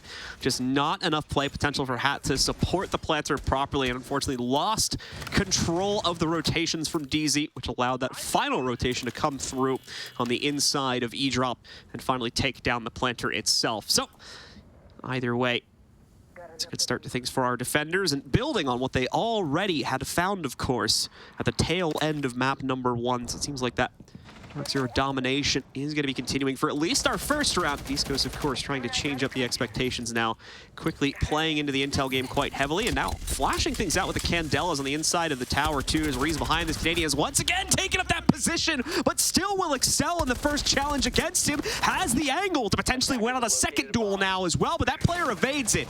He's able to propel themselves up a little bit more. Pressure really starting to boil out here for Canadian. The job is done either way. This is a life well lived, in my opinion, and Mr. B finally will cut him off, but he's wasted out a minute on the clock, fully focusing on him. At least one Candela, quite a bit more utility aside from that, and he's still gone 1 for 1 on the trade as well. Yeah, Canadian's going to be laughing straight to the bank with that one. A lot of value taken away from Beast Coast early into the round, and that's what you're looking to do. They strip Hyper's life away. They take a few drones as well as some utility, just like you were touching on. DarkZero set up for yet another round victory. Beast Coast to get a little creative with the way that they go about this now. Starting to lose some drones as they reassess the situation, and JR will hold things down inside of a swamp, peering in towards Attic. Gavini does have some angles that he can try and utilize as they've actually smashed the mirror window in order to make sure that nobody can see that player inside of Trophy. And JR getting aggressive off the Candela. He'll get one and he'll back off Mr. B right on the coattails. He can't find him. It'll be Doc instead to take down one and keep this ball game even. Vertical looking to try and add something to this puzzle. So work his way in from Showers. Does have one in the likes of Achieved right inside of security. So does have a concerning look ahead of him if he does misread this situation. Nitro checked up on top. It's a little bit early for Achieved, and he actually has a little bit of damage to himself. Nothing really to remark upon, though. But there's the big issue. He's still blocking off White Stairs ascent for anyone on Beast Coast that wants to move up that. It's another very awkward setup for our attackers, and it gets even worse with the swing from Panba. Knocks out Mr. B. Doc is the only one currently upstairs that can make up for this, as Vertical is obviously hyper-focalized on the security player downstairs. He cannot worry about the site setup, but a flank can easily kill him. Now he's got to, though, as his only other teammate has gone down, and it's ultimately, ironically enough, the player from security that ends up killing him as he was unable to deal with them. Has the vertical angle to shut down the White Stairs push and lock in round 2 for DZ. What else would you expect except a perfect patience play from Achieved and DarkZero in general? They are outclassing Beast Coast at the current moment. Beast Coast are attempting to go for their plays, you know, no mercy, no sign of respect in those moments for DarkZero, just trying to get, you know, what is necessary done, but it's really not working for them. There's really no extra angle, no extra layer for them that's reinforcing the strategy that they're going for, just like what we saw there with the fly-in from Hyper. There isn't somebody else on another window or something along those lines to kind of assist him with the situation going on, you know, inside of T3. So just some unfortunate circumstances right now for Beast Coast. So hopefully there's something in the cards for them. Round 3 starts right here, right now. Only a couple of seconds left for them to switch some things up. So they are going to drop the Ying. We'll see if they try and pick that back up. We know it's been a mainstay operator here, you know, for the last handful of months in Rainbow Six, as she usually does make her rotation in on a year-to-year basis. Hyper is actually going to go back to what we just saw. Not exactly true, but surely tried to get things done for round 2, but see if it's a better affair for round 3. So hopefully be the best chance that Beast Coast have had yet to close out on a round is obviously it's the tertiary site from DZ, the one that they'll definitely be the most exposed playing from the inside of here. So Beast Coast hopefully have some better luck picking the angle work in the early round, which that hasn't necessarily been a huge issue for them. It's more that they need to take greater capitalization upon that pick or two here in the first few moments of play. We're going to see a quick attempt to open up at least the right side of the connector walls here, achieved in position to trick it. Will he be able to do it though, as there is pressure coming directly against him from the connector itself via a frag grenade. Did they get the wall open? That's now the bigger question here as we go away from all of that, and I believe they did, but the priority was more to get achieved out of position. And there we go. We can see the Selma has been opened up now. It's a bit of a crouch hold that they'll have to work their way through, but they do have it open. So Achiev's attempt to trick this one out has failed for now. Could still potentially hold the line on the left breacher. They do want to play into that one, but it's not going to be Achieve just striking. And Gavini as well. When one falls, another seems to not be too close behind for Beast Coast here, as Beast Coast feel that that's going to be it in terms of the aggression. No, a second player is always waiting in the wings from DZ, ready to jump out in the face of this clearance. They do it 2 more times with the same players that got the opening 2 kills, striking for a second time each now. Hyper is all that remains in a 1v5 scenario. Pretty much already over in terms of his prospects to come back and clutch this one out, and will not even see the player that eventually takes him down. Pamba with, I believe, a 3rd kill on the round right there. Locks in a flawless hold from DZ on their tertiary site, and now they get to head right back down in the basement, where arguably they had their worst hold yet, but still should be able to feel nice and clean and patch up those issues on the second rerun. Would not be surprised at all if we get a tack timeout from Beast Coast here, but it looks like they're going to keep on rolling for now. I think DarkZero might have dinner reservations here soon or something. They are just, they are running over Beast Coast right now.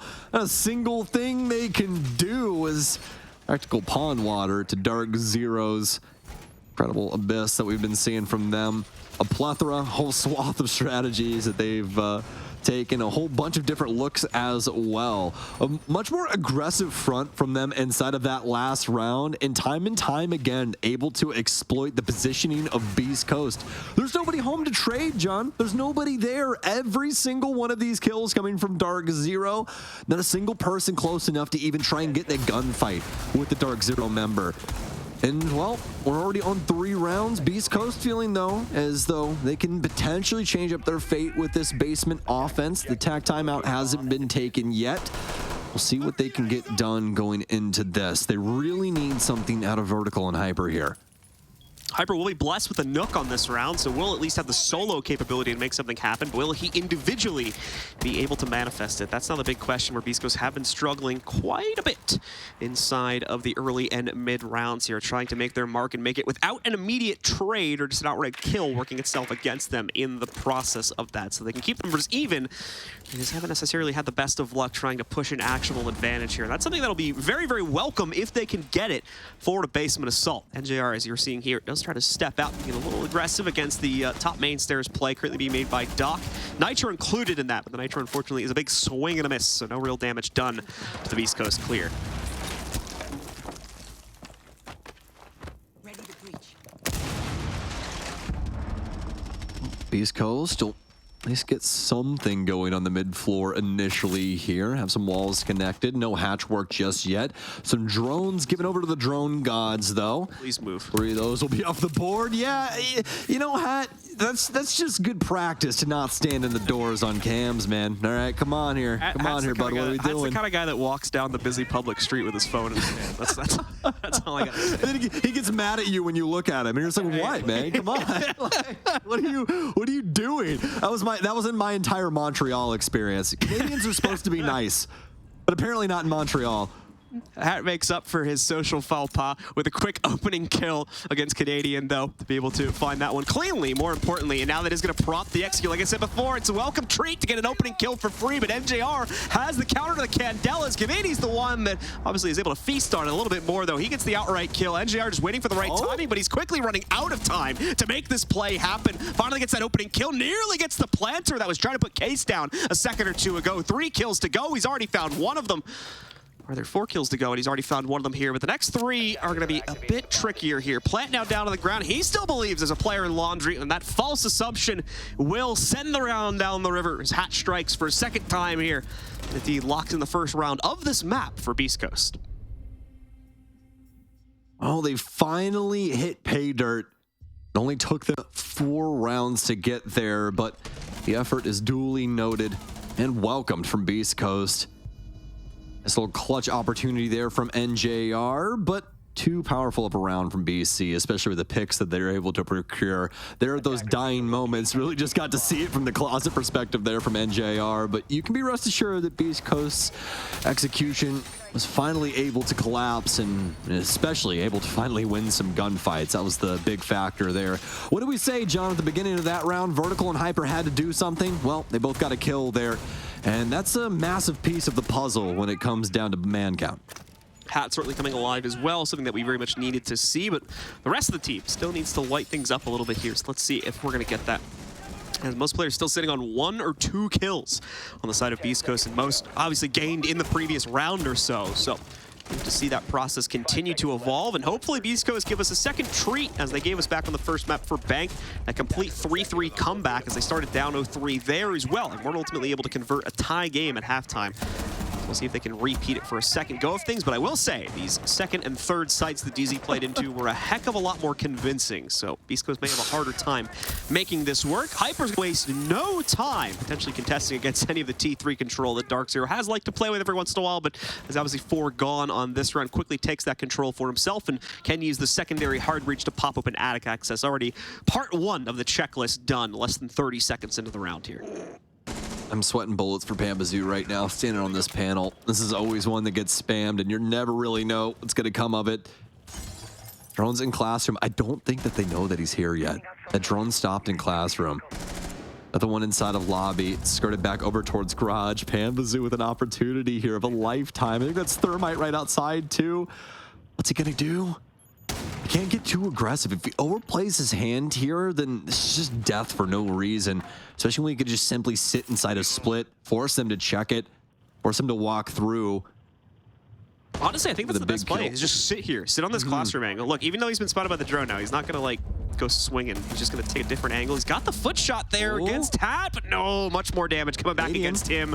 A single sliver of HP, but he's still alive. Canadian trying to insert himself into this one as well. Pays a pretty hefty price for it as he's forced back, and ultimately Achieved is the one that does get found out here. Canadian, though, exchanging that kill back against Hyper just a few seconds later, so neither team getting a massive advantage to play off of just yet, and still a bit of roaming going on down in the basement that may need to be dealt with here, even with the low HP of Canadian considering. That's exactly what Vertical's goal is right now. Canadian, though, realizes his low HP has made him a priority target, so he's kind of backed away from the situation, is playing closer to construction. That's a whole lot of time just being wasted away by Beast Coast because of that, though. And now the same fate has befallen Panba, obviously. He'll be dropped down to a sliver of HP. Vertical, not wasting any time on that one, though. He's not going to let a second member of the team escape into the depths of this map. So takes him down outright, follows him through into the freezer, and knocks him out to give back at least a +1 player advantage to BC. But there's still that lurking Canadian that is yet to have been dealt with. Somehow, some way, DarkZero have made this manageable. They have an opportunity to take this round. East Coast looking to try and clear up the paneling here. Boys, we don't have long. Tick-tock, tick-tock. Right there, I think you saw it. Hat, it's right in the middle of the panels, Hat. Hidden. Oh, no. Hatimus Maximus, what are we doing here? He's going to rotate up white. At least get rid of the Banshee. Oh, I swear, John, if this comes back to bite them, this is going to be one for the history books. Oh, some nice kills, though. Hat at least gets that done. Gavini rotates back in. He should lose this, and he will. It's up to Canadian in a 1 versus 3. Hat gets them all. Yes, he might not be able to see an Electroclaw on a wall, but I'll be damned if he can't see his opponent. Are we sure he isn't playing on a stream feed too, if he couldn't spot that one right there? But yeah, not a big deal ultimately as he makes up for it with the entry power, getting himself into this. We got to stop playing on 4-3, guys. We got to stop.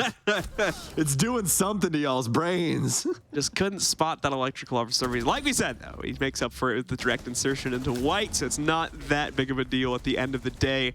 And again, what is a big deal is the second map turnaround, yet again being pulled off by Beast Coast. Even if DarkZero rebounds here and goes 4-2, this is still a day and night difference to what we were playing against a few moments ago here. Beast Coast are still in the game, as it were, when we switch sides because they're going over to the defensive half, even if they lose this round, in my opinion.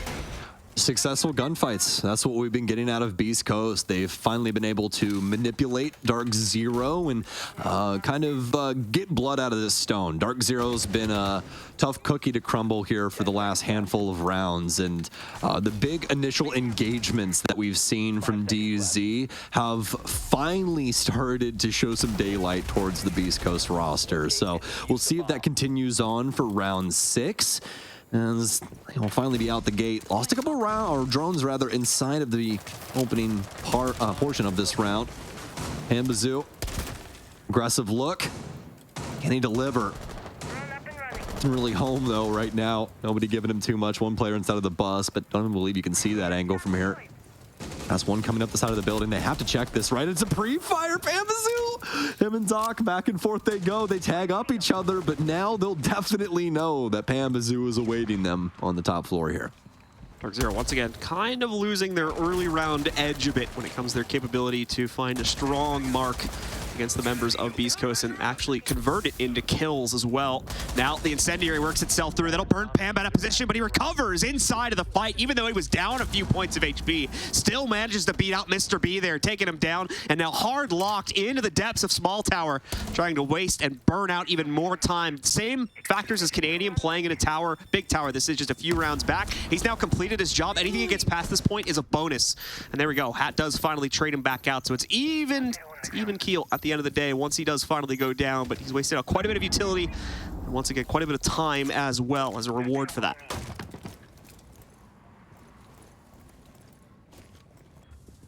Halfway through the round, still so much left to decide what actually is the outcome.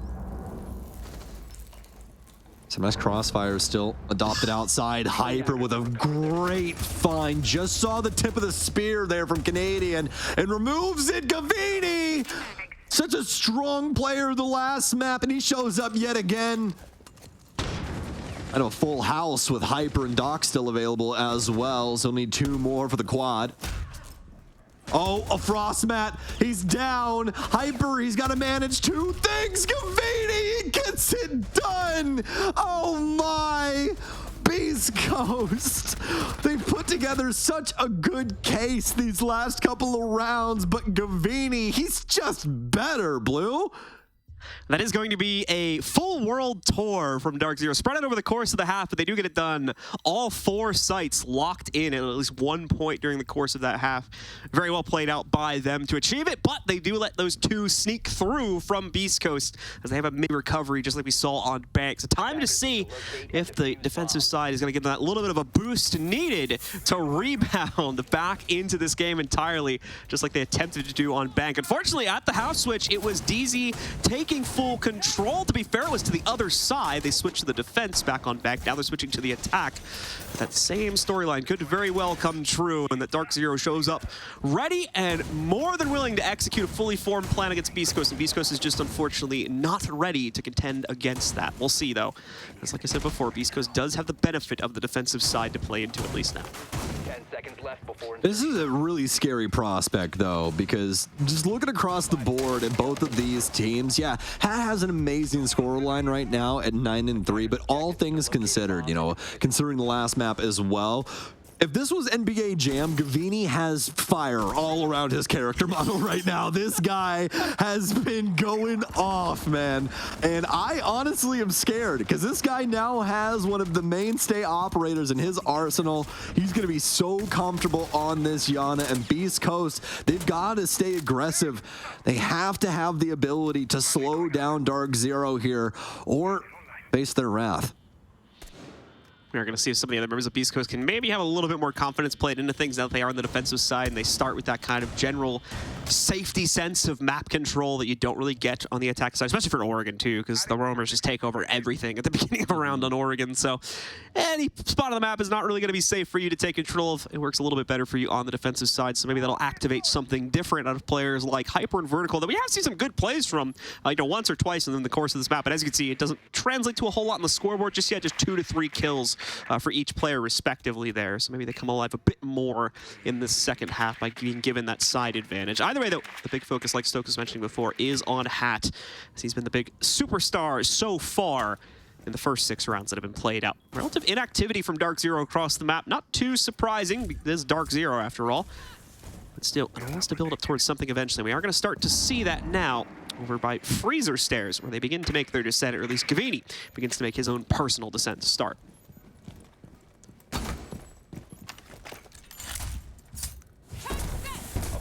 All clear on the front here when it comes to security. Really, when it comes to the entirety of the mid-floor, as Beast Coast is entirely dedicated to the downstairs as of now. Canadian on Mav duty. Don't have to see this too often anymore, and everybody's got their own little creative flair of how they do things to try and avoid any bullets or any angles, especially nitro cells when the hatch actually does end up getting opened. Looks like he will go for the middle torch strategy. That will work well, getting that hatch open. But BC now await their arrival with the last 45. NJR, though, with the very first strike. So I believe he's found Hat. Yes, Hat inside of Freezer. A huge pickup here. Now for DarkZero. Minimal time remaining. Lots of Candelas still to be had for Pambazoo. As they'll toss these in, these will be the sign of the execute. So they'll send it into sight. Not going to leave them any time whatsoever for mistakes here, but that is how DZ plays the game. So this is the expected result, not necessarily a consequence of the advances from Beast Coast. But even past that, 10 seconds and they're still not in. Plenty of members of the defense more than ready to fend off a push. Unfortunately, Gavini's cut from construction is just way too slow. And as a result of that, it's a shutdown from Beast Coast to take a defiant stance in the first round of the second half. Well, it's a tale of two sides there, and that's the side of the coin you're not really looking for when it comes to those low time executes. Everybody knows that the inevitability of the round looks something along those lines, right? You have to take those big gunfights, try and get that swing, try and create some space in order to get the plant down. And the more and more that timer dwindles, well, the more and more the defense is extremely aware that you have to push something. Beast Coast very ready for what DarkZero about to throw at them when it came down to the wire this time around. And DZ not able to get too much done, stunted for growth in the dying moments and snuffed out at the end of the day, as there was no real potential for them to reclaim anything with such minimal time remaining. Beast Coast are going to head upstairs now for their very second defense, as DarkZero just had on their defensive half. We'll see how things go. As a couple of different flares from what we had seen before, but one thing is true. It does seem as though we are going to have an SAS operator downstairs playing inside of security just to make sure that nobody can try and work things from down on this base level too easily.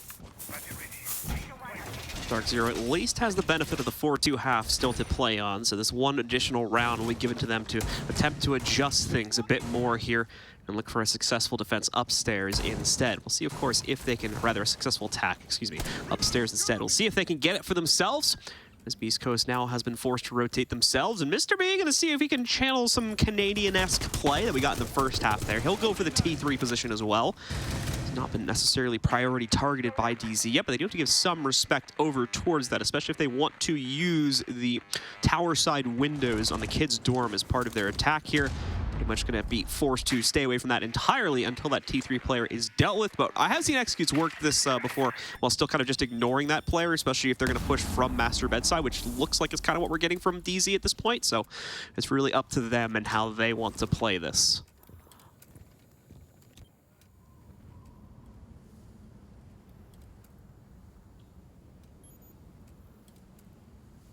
Very slow windup once again from DarkZero, because I think they've now realized the presence inside of tower.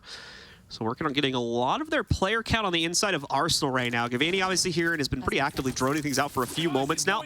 The ex-Kairos are going to try to pop open access over towards Trophy. And again, should go off without too much of an issue. But past that point, Trophy shouldn't be too big of a problem to maintain. But past that point, you've got the usual site hold where Beast Coast are actually playing very passive versus what we were used to seeing from them. Mr. B finally given a chance to strike. Either he goes completely unnoticed here in tower, or Canadian tries to challenge him solo and now pays the price for it as he goes down outright.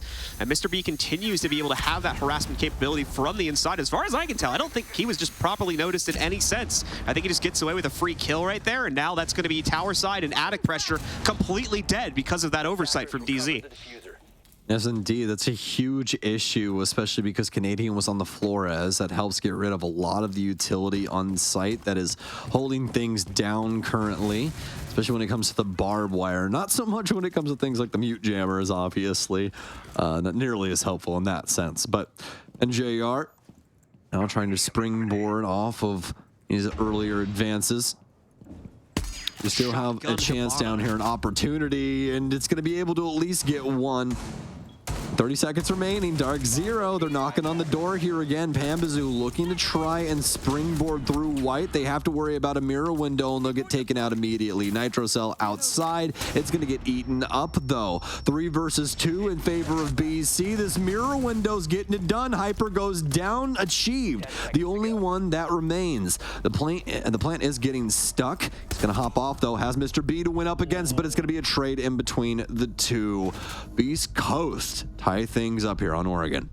Coordination at least on point to prevent disaster for Beast Coast there. They just double peek the 2v1 and make sure they get the shutdown against DZ. DZ making a huge blunder in either not catching or not respecting the T3 position from Mr. B, though. Could have been a very different round had that been handled appropriately, but at the same time would have seen probably a bit of a different build-up from DZ to get to the site, and there's a lot of variables that play into that one. Either way, though, great pressure from Mr. B, not just on the inside of his T3 position, but further into the round when he realized he was safe. That came from Attic's side as well. Constantly a thorn in the side of the execute from DZ, and although DZ, as they usually do, make it a scary one in those final few seconds of the round, they unfortunately just did not have enough control over that situation to try and force their way into a plant, and as such, Beast Coast collapse upon it in the 2v1 to complete the tie. 4-4 now, 3 rounds for either team will net a map victory, and in the case of DarkZero, can still win in the series, but it seems like that's becoming less and less likely as of the most recent spree of rounds.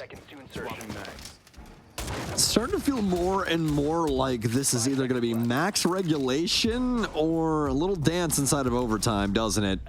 Beast Coast starting to hit their stride now, but still plenty of time for DarkZero to at least hit one adjustment to see what they can get done with it. It'll have to be pretty sweeping from what we've seen so far. Beast Coast able to at least start to win things out when it comes to these engagements. That's been the biggest portion of their victories coming through here to really damage the man count of DarkZero. Mr. B going to do so yet again as we have a few long angles dedicated out towards the bottom of white tower. Small action over here. But for DarkZero now, looking for the drones and just seeing what they can get going on, especially when it comes to this top floor hold that BC have. They want to make sure that they don't try and overstep their bounds and end up giving a kill that could be extremely beneficial for the defense. A minute gone and pretty minimal progress being made so far by DarkZero. As I mentioned before, though, that is partially by design. They'd take it if they were given the opportunity to, but DZ loves to play close to the chest. Unfortunately, a little too close there. In the case of Gavini, gets clipped off by a barely peeking hat. Canadian is able to convert a separate kill, though, against Vert. So at least has that to work with. But the rest of this entry power is not really primed from decent positioning to work their kills at this point, though. Achieved, as you can see, quickly battled back from his spot. Hat finally bled out from his upstairs position. The nade utility is chucked his way, and with that on top of the opening pick that the team got, no longer feels the need to maintain second floor positioning against the rest of this DZ clear. Panba now stalwart, ready to cut off that showers rotate if we get it again, and also supporting the second cut from NJR. I think Mr. B realizes that he is contending against a pretty rough set of angles, so he's going to bait them into it, trying to see if he can bring this fight a little bit further into the round, and he's certainly at least attempted to do that. Panba doesn't bite on it whatsoever, though, as those tracers go back in his direction. This remains rock solid on that angle, hoping for an overpeak, but you're not going to be able to hope for your opponents to make a mistake for much longer here. DarkZero running it down to about 40 seconds left to go. Need to make the right moves and ones to pick up kills here. Otherwise, they just won't have time to make any moves at all. Mr. B finds the isolated player in Pan, but trying to make a push against him. NJR with the immediate conversion, so numbers are staying even, but where's the push into the site? Like I said before, they wasted out a good 30, 40 seconds trying to build up the confidence just to take down that one player, and then even get an advantage at the end of the day from that. So now with the breaches being opened into the site, It's Doc's turn to potentially put a stop to the rest of this clearance, and indeed he will. One pickup from him against Canadian, and immediately dashes into the inside of security here where DarkZero go blind. They don't have the intel in terms of where he's playing from. They can only guess, but guess correctly under these circumstances. Once more, though, an immediate exchange comes in, and not just one, but two from Hyper to shut it all down and give the round and the lead now over to BC. Beast Coast are going to be so very hype about this as they take the lead away from DarkZero on Oregon. 5-4. Really starting to feel themselves on this defensive end as they've been able to thwart the game plan of DarkZero over and over. Mr. B with a huge kill there, though. Yes, he gets traded out, but a huge shutdown, as that would have been an easy position for DarkZero to start attempting to overwhelm some of the more fringe positions of the defense at that point in time. So Beast Coast now will throw it downstairs and try and make some adjustments to what they had done previously. I think we'll get the rotation here unless somebody's going to build that with a shotgun there for Laundry. Got to be worried about those impacts potentially destroying that shield, but Hyper should have that, so don't have to worry about that too much. Yes, indeed. I'll put that up there. Get the panel slapped up on the back end as we prepare for round 10. 10 seconds to go. DarkZero losing their capability to get a quick 2-0 closeout on this series, pushing us closer and closer to a potential third map now, as it's Beast Coast that's found their solid footing and is really excelling upon it as well, especially with the ascension of Hat and Hyper here over the past few rounds. Other members have been stepping up when the opportunity has arisen as well, but those have been the two highlights, especially inside of this half, and are going to continue to build on that strength unless someone else from DZ can't necessarily rely on the massive KO from Gavini, although he's still slaying out right now as the leading player on the team at 10-7. Just isn't doing as much of the heavy lifting, but quickly shuts me up as he instantly takes down Vertical at the start of this round.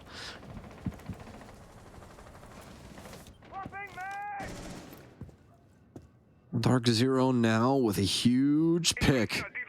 Plenty of time to play off of it as well. Very dangerous position given over to DarkZero, and one that they will surely abuse in the coming moments. Need some solid droning to find Doc and Hat here. He's be able to find one as one of the drones will sneak in the shower hallway. Hat will be forced back at least a tad bit. Currently 11-4. He's been so good in a lot of these gunfights, but I mean, it's a little bit difficult to be good in a gunfight when you're blind, doesn't it? Just these stuns will be able to catch him. NJR will feed a couple extra bullets to the now dead corpse of Doc. And BC, worse for wear now in this 2 versus 5. Pamela with the heads-up play there as well, just basically using the Candela as a pop flash, as he really had no other choice. He had needed someone to distract his opponent. That was the best bet. Mr. B and potentially Hyper as well gets spotted out there by the drone, quickly having to fall back so that the DarkZero members don't immediately overwhelm their positions on site.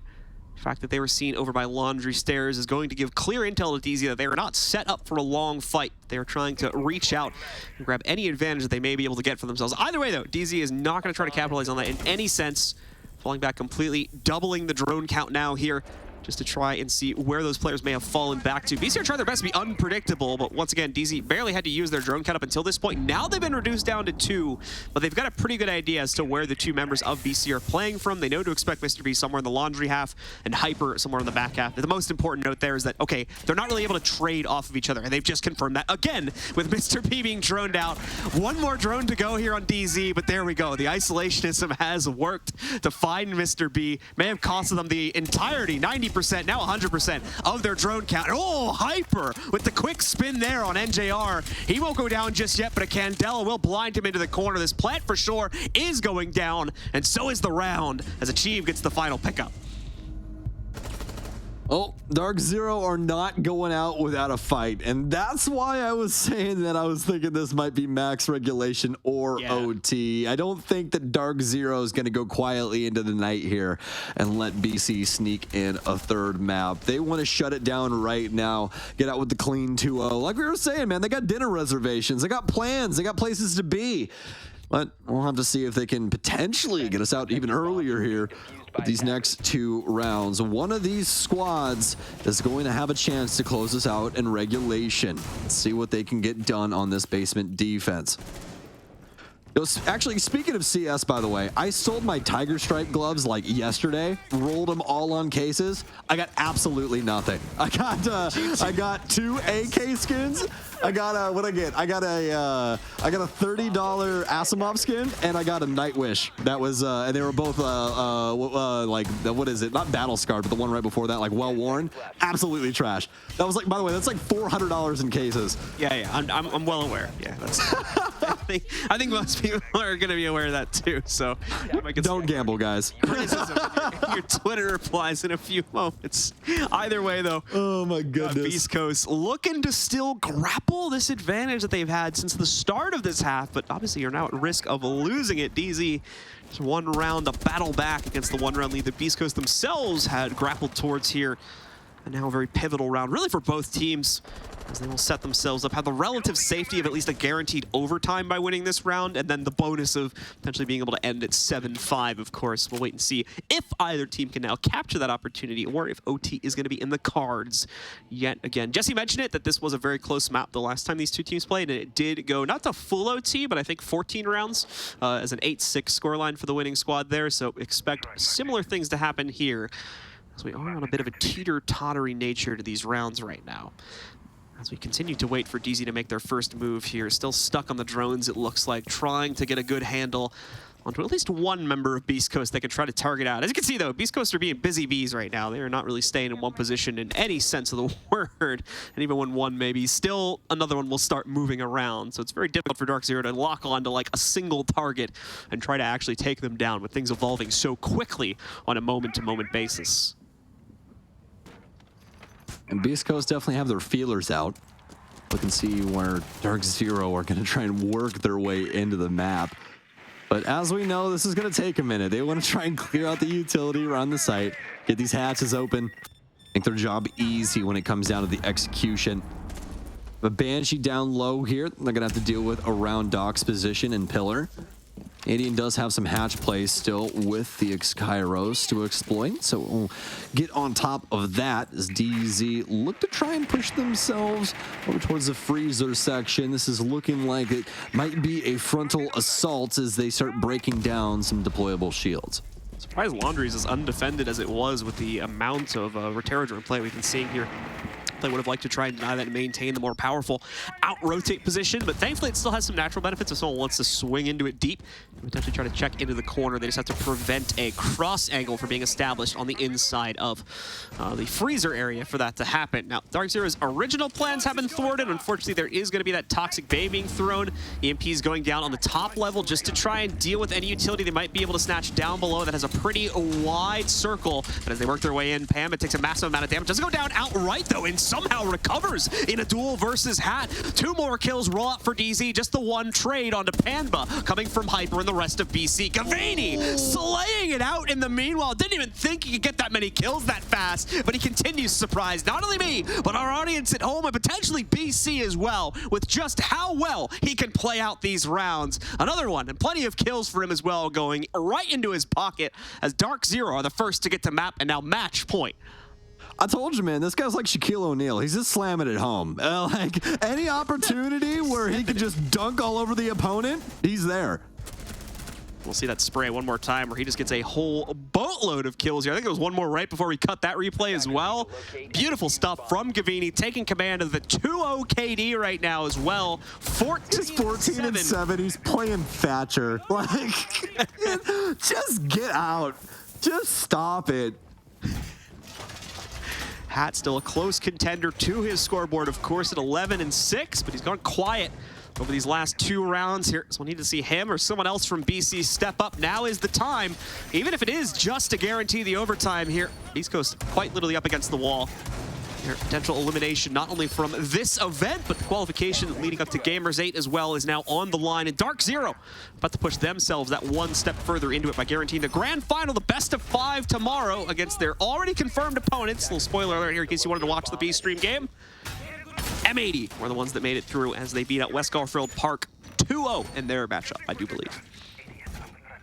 Yeah, it's actually, I think that's Biologic and Snake's team, actually. Correct, I think it's them and like the exoskeleton of reality TV that was flayed off and then taped to them. There you go. Bug references. You're welcome. Yeah. Anyways, past that, looks like that's going to be a pretty interesting matchup tomorrow if we do end up getting that. Beast Coast still have something they can get done here, at least to guarantee overtime and possibly extend us on into the evening here, John. We'll have to see. DarkZero, mostly achieved right now on a forward assault. Pambazoo, though, feeling aggressive as well as he's found the escape hatch of the opponent. As soon as the pressure starts to boil in, does Vertical try and run? If he does that spell his demise? Will they hold the rotation? Let's find out here. Canadian going to try and work his way towards kitchen. Does have the EMPs for the far side. No one really here to try and apply it. Oh, no, I cancel that. Selma right next to him on his left-hand side that we didn't get to see, and that's exactly what they wanted. That pressure boiling over from the Selma charges. I was wondering why the EMPs were going down there for a split second, but obviously Pambazoo ready for the escape hatch like we were talking about before. Mr. B gonna try and retaliate, but not really worth it. More of a coin flip there if he just goes soul searching downstairs, and they really cannot risk it with the current scoreline. Mr. B as well trying to counter out what has been that perfect play on the Nook from Panbutt, playing the operator to a T. As soon as he picks up that kill, activates Hell, and, well, gets the hell out of there as he retreats back over to the construction area. Our Beast Coast are just not going to be able to capture him at this early phase of the round. I say early, but we are now down to the final minute for a DarkZero game, though. That's early round as far as they're concerned. Pamba does have the read in this T3 ascent, too. You can see him lined up for the pre-fire here, just the barricade getting in the way. And, oh, man, if he had decided to take some shots, like I said, just didn't really have the intel, so nothing really could have indicated to him to take those shots. But had he decided to just randomly pre-fire there, could have really had some singers. It's not going to end up happening. And a very late now, second mirror deployment coming down from Hyper. Kept that one in his pockets. We could wait to see what DZ's execute strat was. There is 30 seconds remaining. This is just angle work from DarkZero right now. So much patience. Oh, Achieve with a huge frag grenade. Oh, gets him from underneath. I thought that was going to come in as soon as we saw the adjustment for the 2 stack of nades. Hyper's going to be able to at least thwart one. Canadian down, but they still have so much utility. Beast Coast now have to try and battle back, but Gavini! Oh my God, John. He cannot be stopped. It doesn't matter what op he plays. It doesn't matter what gun he has. There's only one thing that's sure. He's laying down Beast Coast bodies. It's a DarkZero day, as they'll be headed towards Championship Sunday. I have several words, but they're all the same to summarize my thoughts on this. Gavini, Gavini, Gavini, Gavini. Gavini, Gavini, Gavini, Gavini, Gavini, ladies and gentlemen. That is the tail of the tape for pretty much this entire match. But obviously, there's plenty more to expand upon, and we'll be going back to our analysts in just a second to touch on that. But what a lights-out performance. Showing up the late rounds here as well. Gone just a little bit more quiet inside of that first half, but really came in these last 2 rounds and just slayed it the heck out. I think something like 7 or 8 kills just in the last 2 rounds alone. So what a performance for him, and that's on top of the already impressive like 17 and 8 or something along those lines performance he had back on Bank. Definitely check out the full series stats for him, as it's going to be something to gawk at. But either way, ladies and gentlemen, that does it for myself and Stokes this evening. We're going to go to a quick break. When we come back, we'll have your analysis desk to break down this final game of the day and get you prepped and ready for the finals tomorrow.